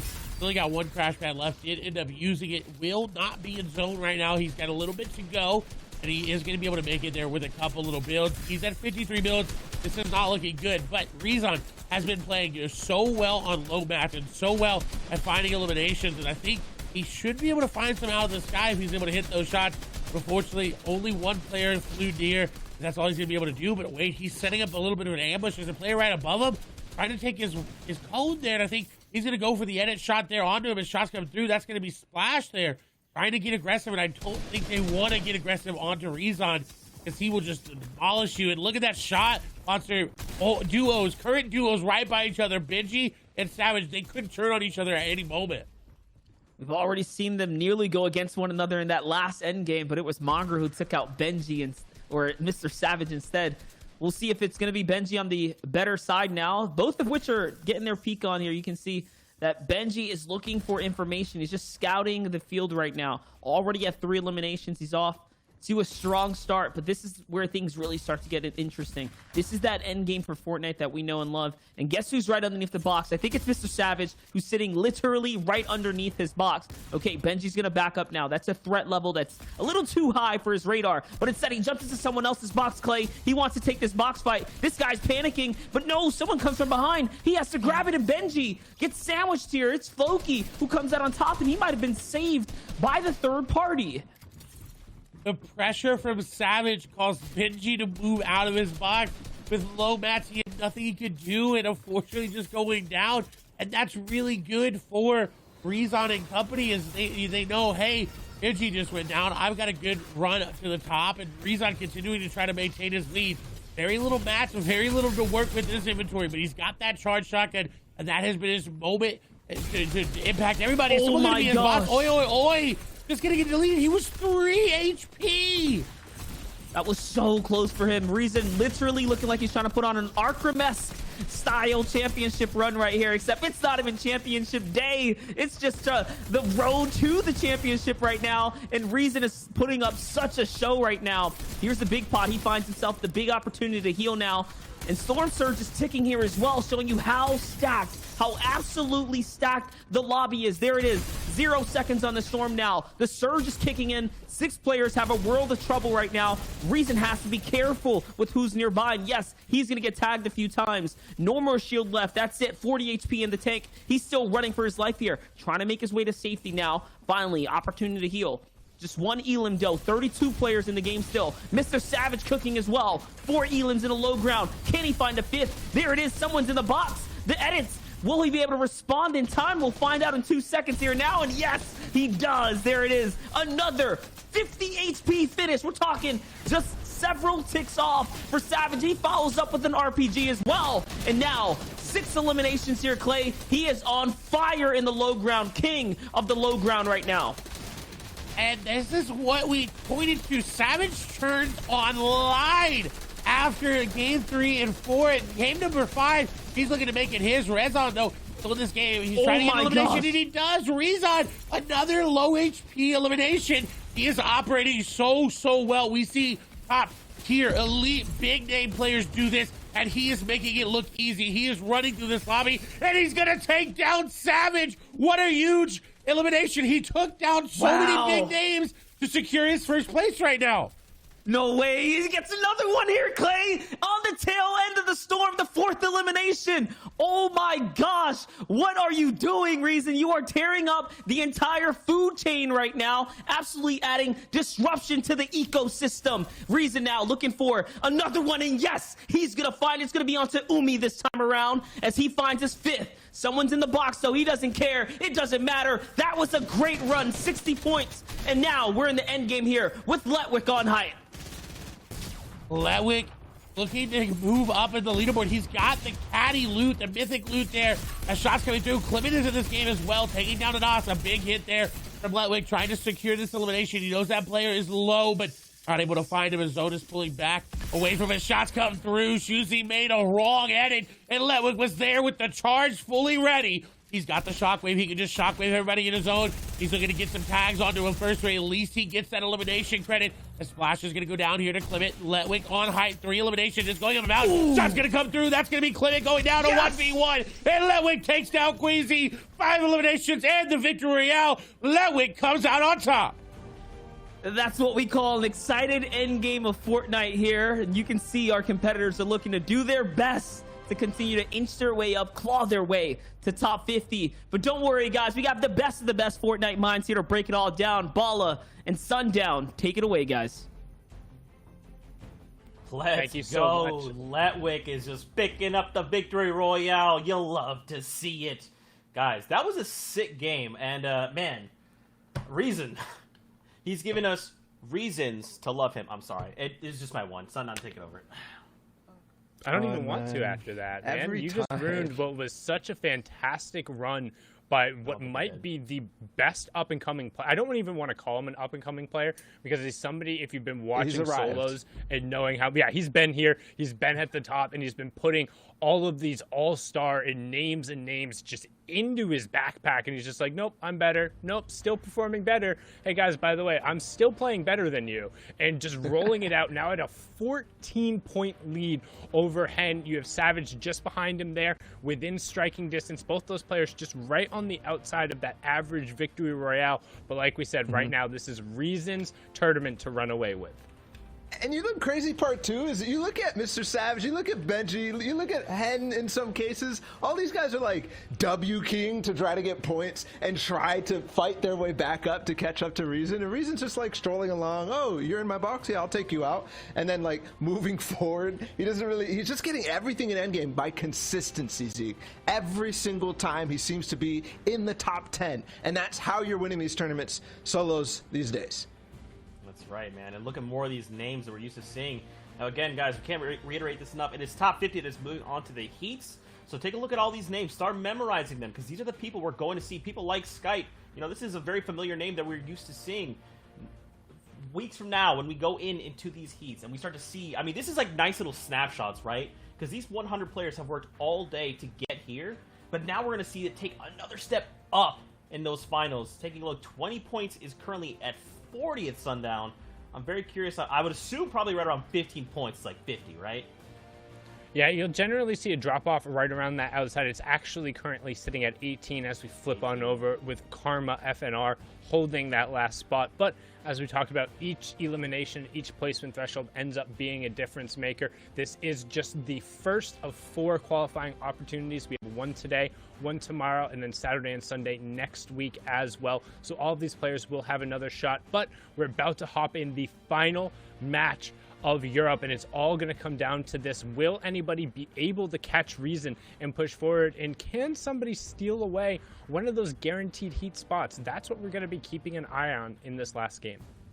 And I think a couple people did just that in the last one. I mean, Queasy had a 14-point game. It wasn't a win. It was a second place plus a couple of elims to actually make it that. But he pushed his way down below around 10 points all the way up into the top 25 now. And that's proof. I mean, we say it all the time. You just need one game to get in this qualification range, and a lot of people are doing that, especially a lot of people from Western Europe right now. I mean, we saw, obviously, we had Letwick in that last game take the actual win, and then Queasy played well. A lot of people right now are making their strike towards that top 50, because that's all that matters at the end of the day for people who are now placing, like Rezun. That's right, man, because that is all it's needed. You just got to make sure that you push on through there, but we're getting ready to hop in with some of this B-roll reminding us why Reason is so impressive. Again, I gotta give props, man. This guy is just showing mastery over every single aspect of his game. When he's on, you can tell. I mean, he won the Mongol Cup for a reason. I'm sorry, that one was unintentional. It's just you got to figure out some better words there. I will say, sorry. after watching a lot of his VODs, and particularly this game as well, it seems to be that he's the biggest benefactor of the pump removal and the charge being added in. I haven't seen another top player who quite as quickly and well utilizes the charge in these 50-50 box fights, at least in a tournament setting so far. We've seen people be able to do a lot when it goes through, but at the absolute highest level, he's winning these engages and finding the picks and the elims when he desperately needs them. Well, with one game left, who will hold that number 1 spot? Let's send it back over to our casters. Monster D-Face, Clay. Let's get it into the last game.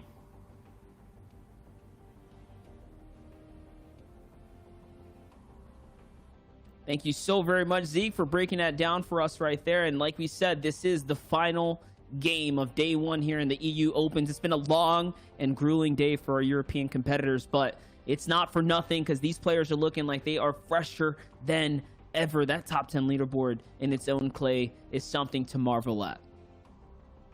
It is the best of the best of the best players here in the European region. I am A, surprised, and B, not surprised at where we're seeing some of these players, right? It's the big names. We've got Benji, Mongrel, Savage, Clement, Teak, Letwick moved on up there as well. Rezon, the story of today is coming into this is submitting that book. He says, you know what? Hey, I'm closing that as shots coming through here for Benji. Ooh, it's the elimination. But Rezon says, you know what? Hey, I no longer want to be looked at as just the guy that does all right.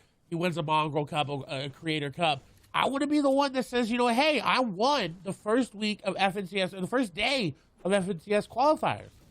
He can very well do that. All he has to do is bide his time and make it to the end game and inch away, crack away at the iceberg for the points here. Remember, 60 points is about a 15-point lead, I believe, over the placement of second place, which is around 45 or 46 or so there. So think about the lead that he has. He's already done it before. The buffer showing that he can hold first even if he falls. But if he stays alive, I think there's no looking back for anyone. You would need a victory royale at this point if you want to overcome him. So Reason has absolutely arrived as a competitor in the EU region, and I think he's here to stay. Definitely here to stay. Someone who is here to submit their games as well is Clement. He's got to be careful, right? Seventor is right nearby looking for the ambush. This is not someone that's looking to sit here and just farm on up. Seventor is waiting. He knows someone is going to rotate into this house, and he's got that shotgun out. You see him aim in there. That ADS came through, and Clement, I think, unfortunately, may fall here as he's not paying much attention. He didn't even see him there. The shots come through, so now Seventor does go on the offensive. The shots not connecting there. The edit going to come through. He does get that cone off. Shots coming through. Clement is in a bad spot. This is never somewhere you want to be as an individual. A shockwave or crash pad is going to come on through. The double beam there from Seventor. And I think, unfortunately, Clement may go down here as he's trying to run away for his life. This can quite literally be a qualifying engagement for Seventor. This is a massive battle. The implications here means that he could potentially push his way into top 50 and hold Clement out. This is the last game, ladies and gentlemen. Every single battle at this point matters. This is your position on the line here. So for Seventor to find another point so early in the game, that is absolutely massive right now. And we're seeing Seventor off to a great start. And we're being told we have a very, very, very interesting replay that we have to take a look at. As we swap over, you are going to see Mr. Savage here on your screen at the yacht. You know, everybody says spam this cabbage to help Mr. Savage. We'll see if it does help. The shots don't connect there. And he just gets eliminated there with the SMG spray. So unfortunately, falling early.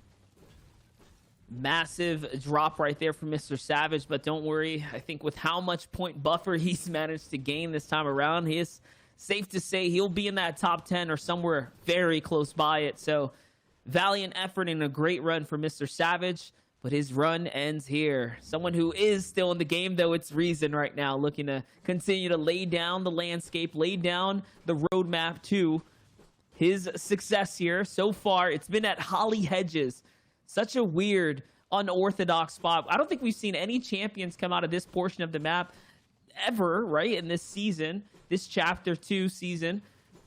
So with that, I mean, it's kind of cool to see new places, new players find their opportunities in their shot, right, thriving up the food chain. Typically, it's the key locations, right, like the retail row or one of the mythic drop spots. I'll be honest. The other day I tweeted out that Holly Hedges is my least favorite drop spot because I don't think it has good loot. And Rezon showing that, hey, like, you're just looting it wrong. I'm coming out with amazing loot and making it work. So, you know, I'm changing minds here today. Rezon also just, you know, it didn't even seem like it mattered what loot he had. He was just going to play very, very well. Speaking of great loot choices, Benji has a very, very hard one here to make. He's going to go for the big pot over the crash, or the chug splashes or the peppers there as he does pop one. And if you look at the mini-map there, there's not much to see, but there's nobody around him, and that's what's good for Benji. He doesn't have to worry about being way too aggressive early game. That's right. That can be the downfall. Bala was leaning into the conversation itself there as well. Chasing can sometimes be your downfall in general. You can't force the elims to come to you. That's when you get punished most. Remember, it's players that go on offense that expose themselves and the weaknesses get cracked out there. So we continue to pull on through here. And oh my gosh, Nate with the monstrous hunting rifle shot. Quick on the reaction on the draw there. Without a single inch of hesitation, he's going to find a massive elimination. That's his 33rd point. And now rounding out his entire loadout to look nice and epic. Quite literally here with the RPG, the shotgun, and the pistol. Actually going to change it out. He's going for that burst rifle. Doesn't want the pistol, though it's a very, very great item to have if you have that epic or legendary variant. Nate chooses, you know what, that AR just to be more beneficial. See how it plays out there for him. Is again, Rezon looking very good. But another level, only 2 players are averaged more than 4 elims in a game in a round 2. Rezon is averaging over 4 eliminations in the game in the finals. And now this is so big because I talked about his DreamHack performance where he did not have this. He was just, I just didn't see it from him. But now coming out of it, he's just playing so well. And I would love to know who's the other player. Who is the other player that has had such a performance like this? Because Reason is on a tear of his own. And I mean, I called it in that last endgame. I said he was on an Arkham Champion-esque style run because he was literally laying down history. It looked like he was on just a completely different level. You can see why. And I mean, he makes lemonade with the lemons. Look at his loot from Holly Hedges. As you mentioned, it's really not the greatest, not ever. He doesn't utilize the upgrade bench. He does not sit there and try to max out his loot by any means. He takes what he can, and he rolls with the punches, and he rolls through the players. With that being said, and now we're hopping over to the other side of the landscape here. It's Link, And off to your right there, you see the format, guys. This is how the placement points get divvied out. So this next elim, a crucial one for a point here on the feed. And of course, every elimination in good Fortnite fashion is worth 1 point. Just got word that Teak was the other player there that is averaging more than 4 units for round number 2. As Shuzi is just unfortunately going to fall there. Link finding that sniper shot. Again, snipers have really been the story of this season as well. And just so many opportunities there. So Teak and Kazik as well was the other player there. Just absolutely dominating today as well. We saw Kazik pick up some dubs. I've seen him fall off just a little bit. We'll keep our eyes there. He may come back mid that, that last game run that everybody wants to see out of their favorite player. Thinking of someone who does need a run to get towards that top is Quavato. He was close around, I think, 13th place coming into this game, but he's playing very far into the zone, and there's someone on top of him who I don't think he was expecting anybody to be here. And that guy jumps off, so this is giving Quavato the, idea that, hey, I probably have to take this fight and finish it if I want to get out of here. For him to completely bail off of the boat now, and Quavato's like he's invested into this, looking for the wall control right now. The edit's going to come out, and yes, he's going to find the biggest shot. It's going to be the 44 piece from above. And now the flopper to get in, and now goes the crash pad. He connects even off the flick as well. The 180 turnaround. What a great shot from Quavato. And there it is, completely wrapping up Andy. And now Quavato has the siphon off of that as well, and the refresher to continue to push his way through this game. Ending that so well and so quickly is exactly what he needed to do to get out of the zone and to get where he needs to be in the new zone. As we taking a look over onto Stevie Stacks, and is relatively uncontested, right? He's got one player nearby kind of lurking. Looks like they're actually waiting a little bit, but his mats are not looking good. He has not found a lot of anything. His loadout looks fine, but what's really concerning is his mats. Luckily enough for him, he does have the stacks nearby. He can rotate really easy, but that's going to be a very big point of contention there for him. A point of contention for Benji is this fight that's going to happen there onto Forsecki, as Benji is in a record-setting performance. He's in position to add to his record 12 top 5 FNCS placements, including incredible 5 first-place finishes. That is insane. Shots coming through, but the record may have not just happened as he goes down. The pressure was too much, and the record caves in. And just like that, Benji does not get to continue to push it through, but who knows? Maybe he can hold up. It's really a matter of what your other opponents are going to do. And, I mean, so far, the consistency has been there for the majority of the lobby. So it's looking like that's a no-go for Benji this time around. Regardless of what, though, here's your nice wide shot of the area and how the players are starting to take real estate here. You can see the clock tower being completely claimed by another player. And that gives me the idea that the zone is definitely up in this northern portion. Here's Frey. There's Teak. So that means Teak is getting zone favor. And he is the champion, and he lands in this area. So this is looking like a game we're going to have to keep an eye out on Teak for. Frey, though, with a single elimination. I just wanted to also mention that we did see Henna live, right? We saw Henna live in Steamy Stacks. That made me think that it's possibly Tayson who's alive there as well. He is another passive player. So you're seeing 2 players with the same style share a location. I think that's how that's going to end up crumbling. And a reminder, it's top 50 here today. So we're talking about the top players because that is where the upper echelon of money comes in, right? And the glory, right? Hey, I got first, like I'm the best. But top 50 gets you into the heats. Right now, that's sitting around 13, 18, that range there. If you see anybody above that, they're more than likely going to be good going into the heats, but they want to secure that there. As Trey fires one shot and he takes down Hin. And the headshot at that. The headshot, the unfortunate job from Hen there, leaving himself exposed in a little bit of a battle, or maybe he's just peeked out, looking down towards the enemy that was inside the house. Regardless of what, it was a pixel enough for Frey to pick it up. And let's not forget, guys, there's about a 10-way tie down for breaking into top 50. It's at 12 points, so the bubble is only 12 points. What you're looking at is your players that are looking relatively comfortable right now, but there's so much on the line for all these other players. Like we saw earlier, Clement falling, right? who was just there or around that area. So regardless, here's Marine, 40 points, well in ahead of the competition into that top 10. He's up in the high atmosphere layers, trying to get his piece at first place again. He had such a great showing during the DreamHack finals that just recently unfolded against Teak, Mr. Savage, and all the other crew. Just showing that these guys are in top form right now in solos competition.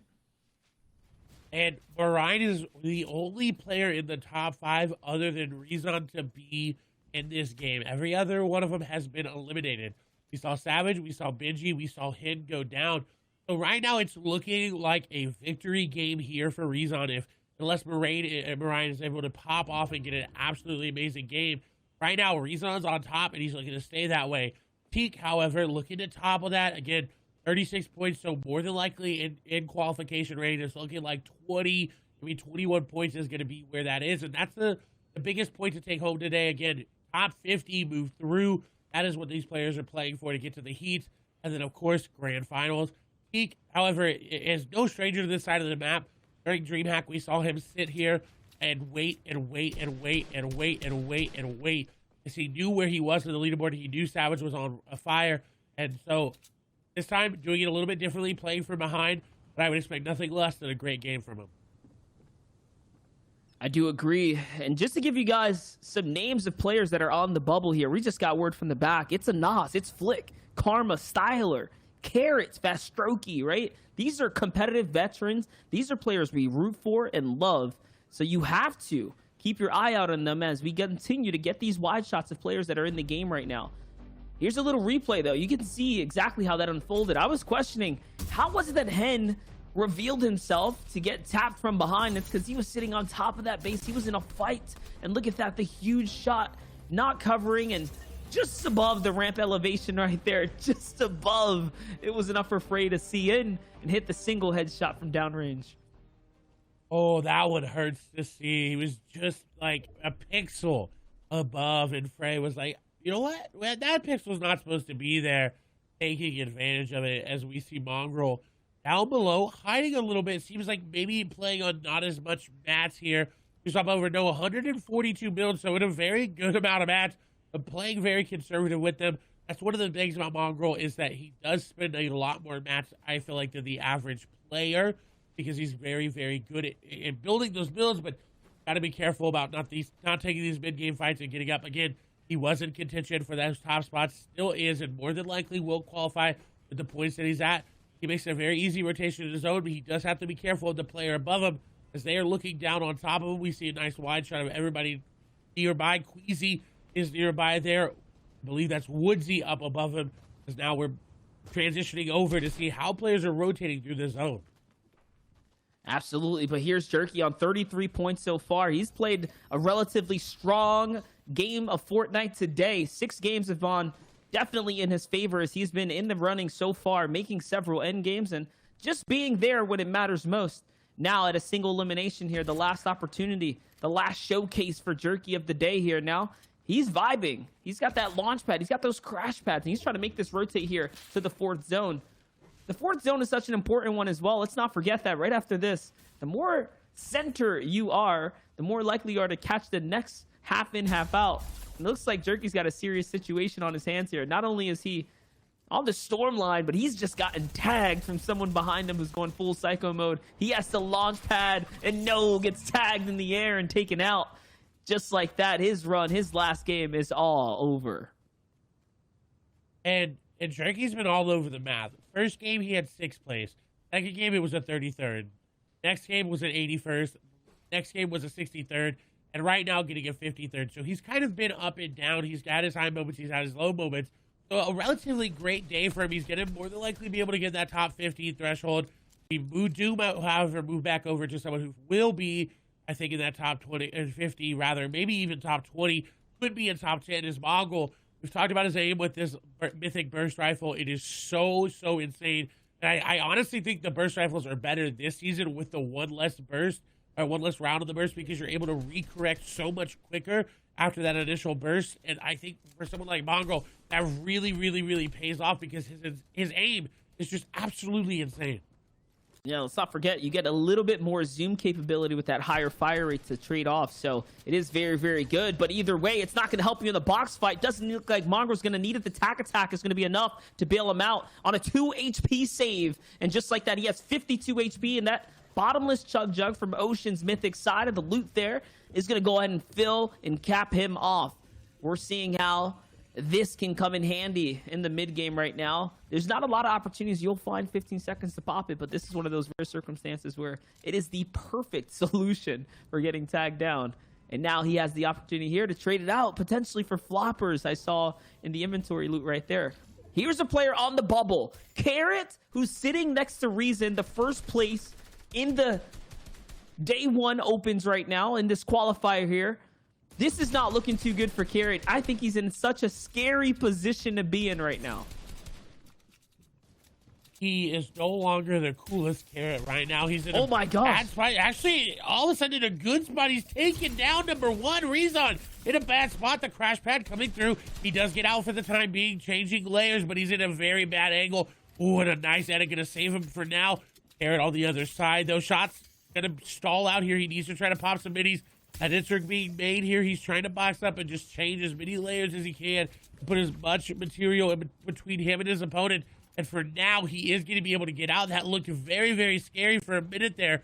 Rezon, though, has been in this situation before. Low ground, low mats, low ammo, low shield. And he's made it out, so we'll see if he's going to be able to do it again. Carrot is looking at Reason with complete envy here, who has 62 points in him.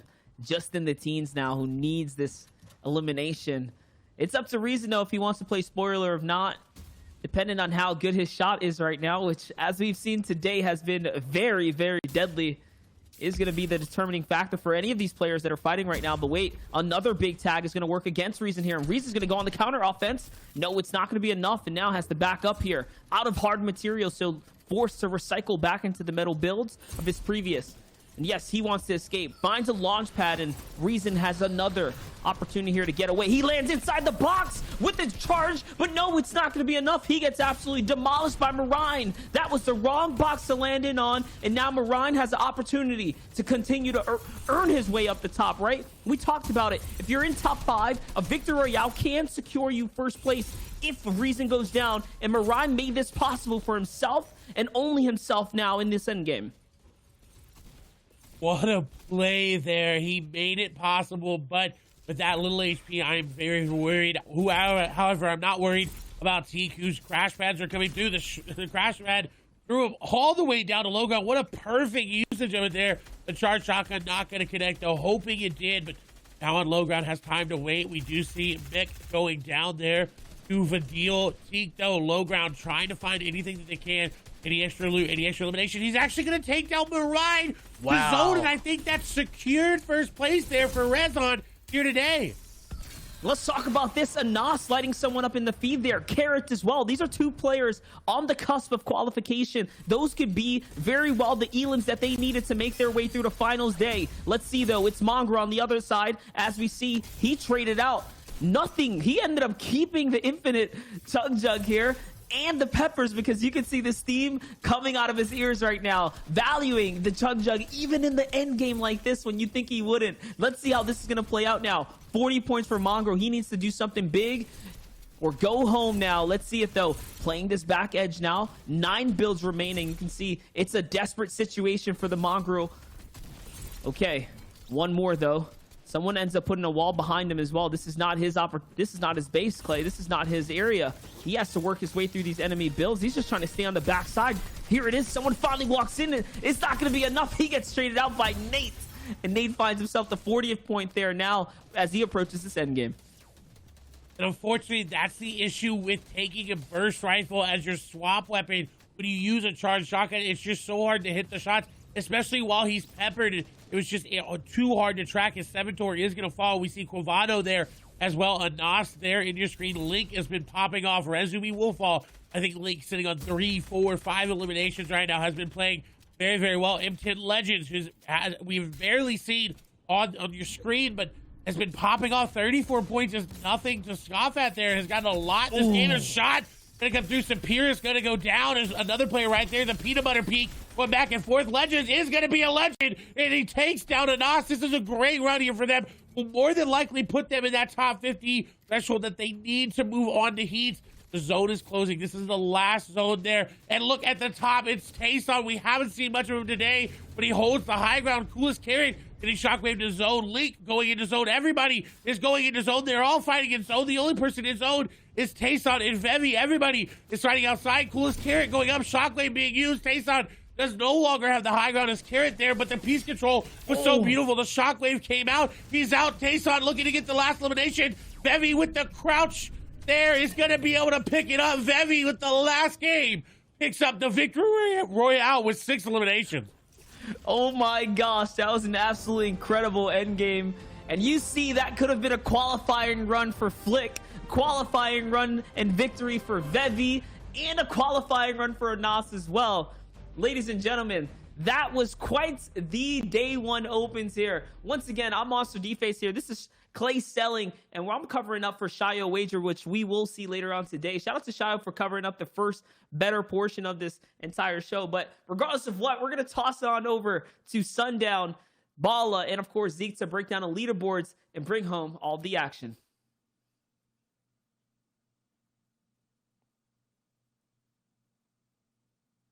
So, Monster D-Face, we actually got a sub. We got Shies right here. You know, this is just how things go sometimes. We just like to shift things around. But what an awesome game there for Vevi. If I understand correctly, gentlemen, that game was enough to get him a qualifying spot, because we cannot forget it's top 50 that move on. That was a 20-point game, Zeke. 20 points for him to go from 7 to now 27, well in range of the top 50 that he needed. So that final game did it for him, and he continues to dominate just like he did. But at the top, it was our boy Reason dominated throughout this day. Shayo, I can't believe the things that I was seeing out of this guy. You just see an early game elimination right here. Was absolutely phenomenal. A 4th place overall paired over with another big game right afterwards. Rezon was here to just say, I'm going to qualify and do it in hot fashion. Yes, afterwards he kind of cooled off, but then he brought it right back up with more top 10 placements. And these were all during end game moments too. Some of the places where it's really hard to get impact eliminations, where you have to use your brain completely. No longer third partying, but I would just say a chaos scenario every single time. Reason was there in the storm, there on low ground. Doesn't matter where he was just playing out of his mind. There's a brief moment where we were like, hold on, Rizal might not be running away with this, but when it was all said and done, when the hurricanes of Mongrel, Benji, everybody started to slow down, they were basically put out. Reason was like, I'm back. This is my tournament. You guys had no chance in the first place. And Zeke, like you said, man, he will take these tournaments when he needs to. He will take first place in your own competition, Mongrel. I think that this guy is definitely one of the most, I guess, not necessarily underrated, because I am rating him after this tournament, but he is out of the blue after what we saw in Season 2, after we saw the Invitational.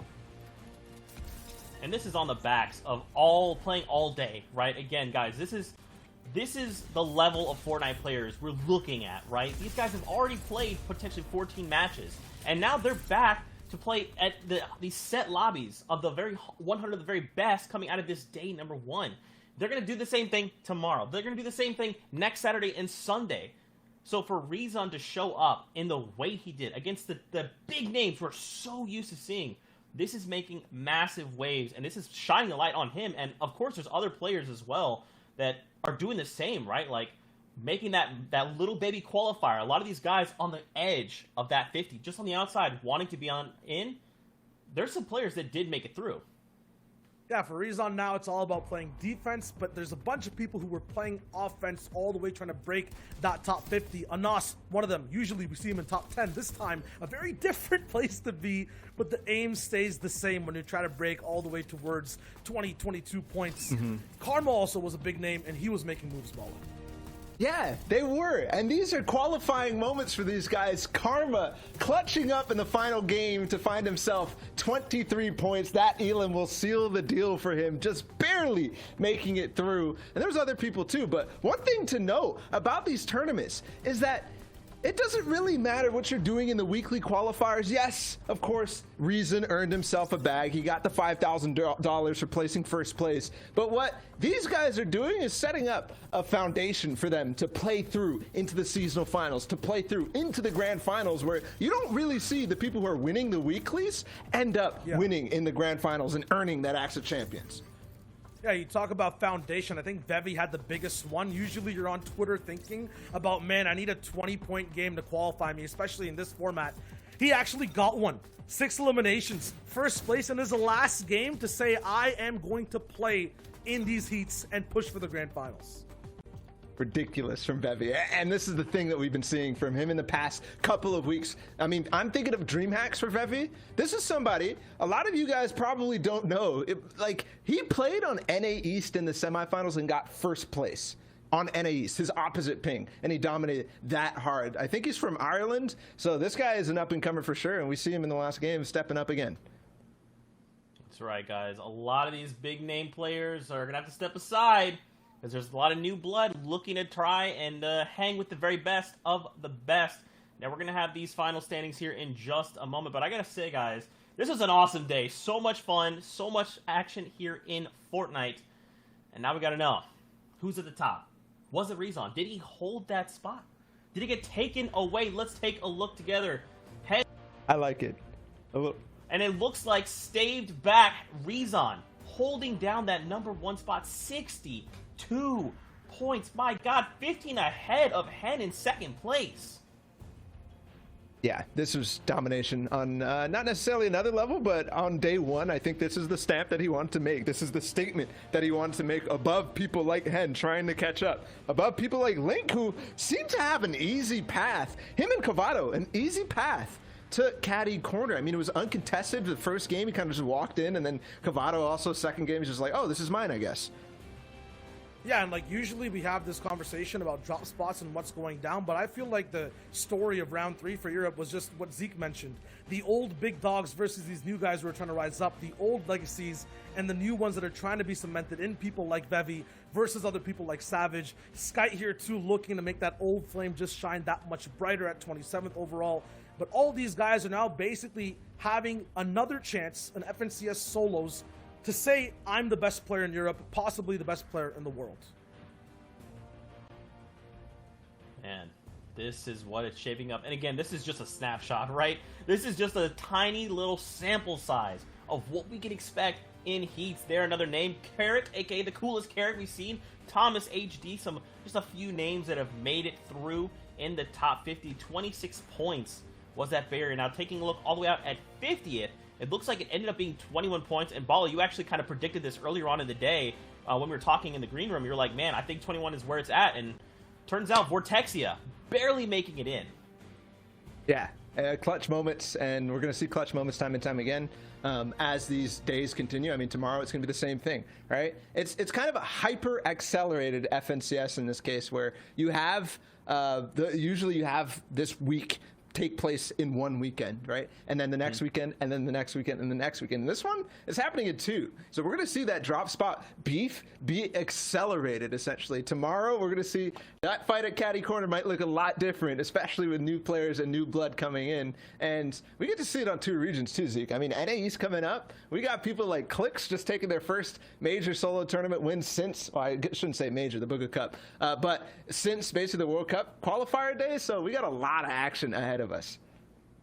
Man, guys, it has been an awesome day. Of course, to both of you guys, thank you so much for hanging out with us. Shy, thanks so much for just coming in and subbing for just a tiny little baby bit. And of course, Monster D-Face and Clay, thank you guys so much as well. That wraps up EU, but if you want more action, come back later, because we got NA East later on in the day. Till then, Fortnite fam, we'll see you guys on the Battle Bus.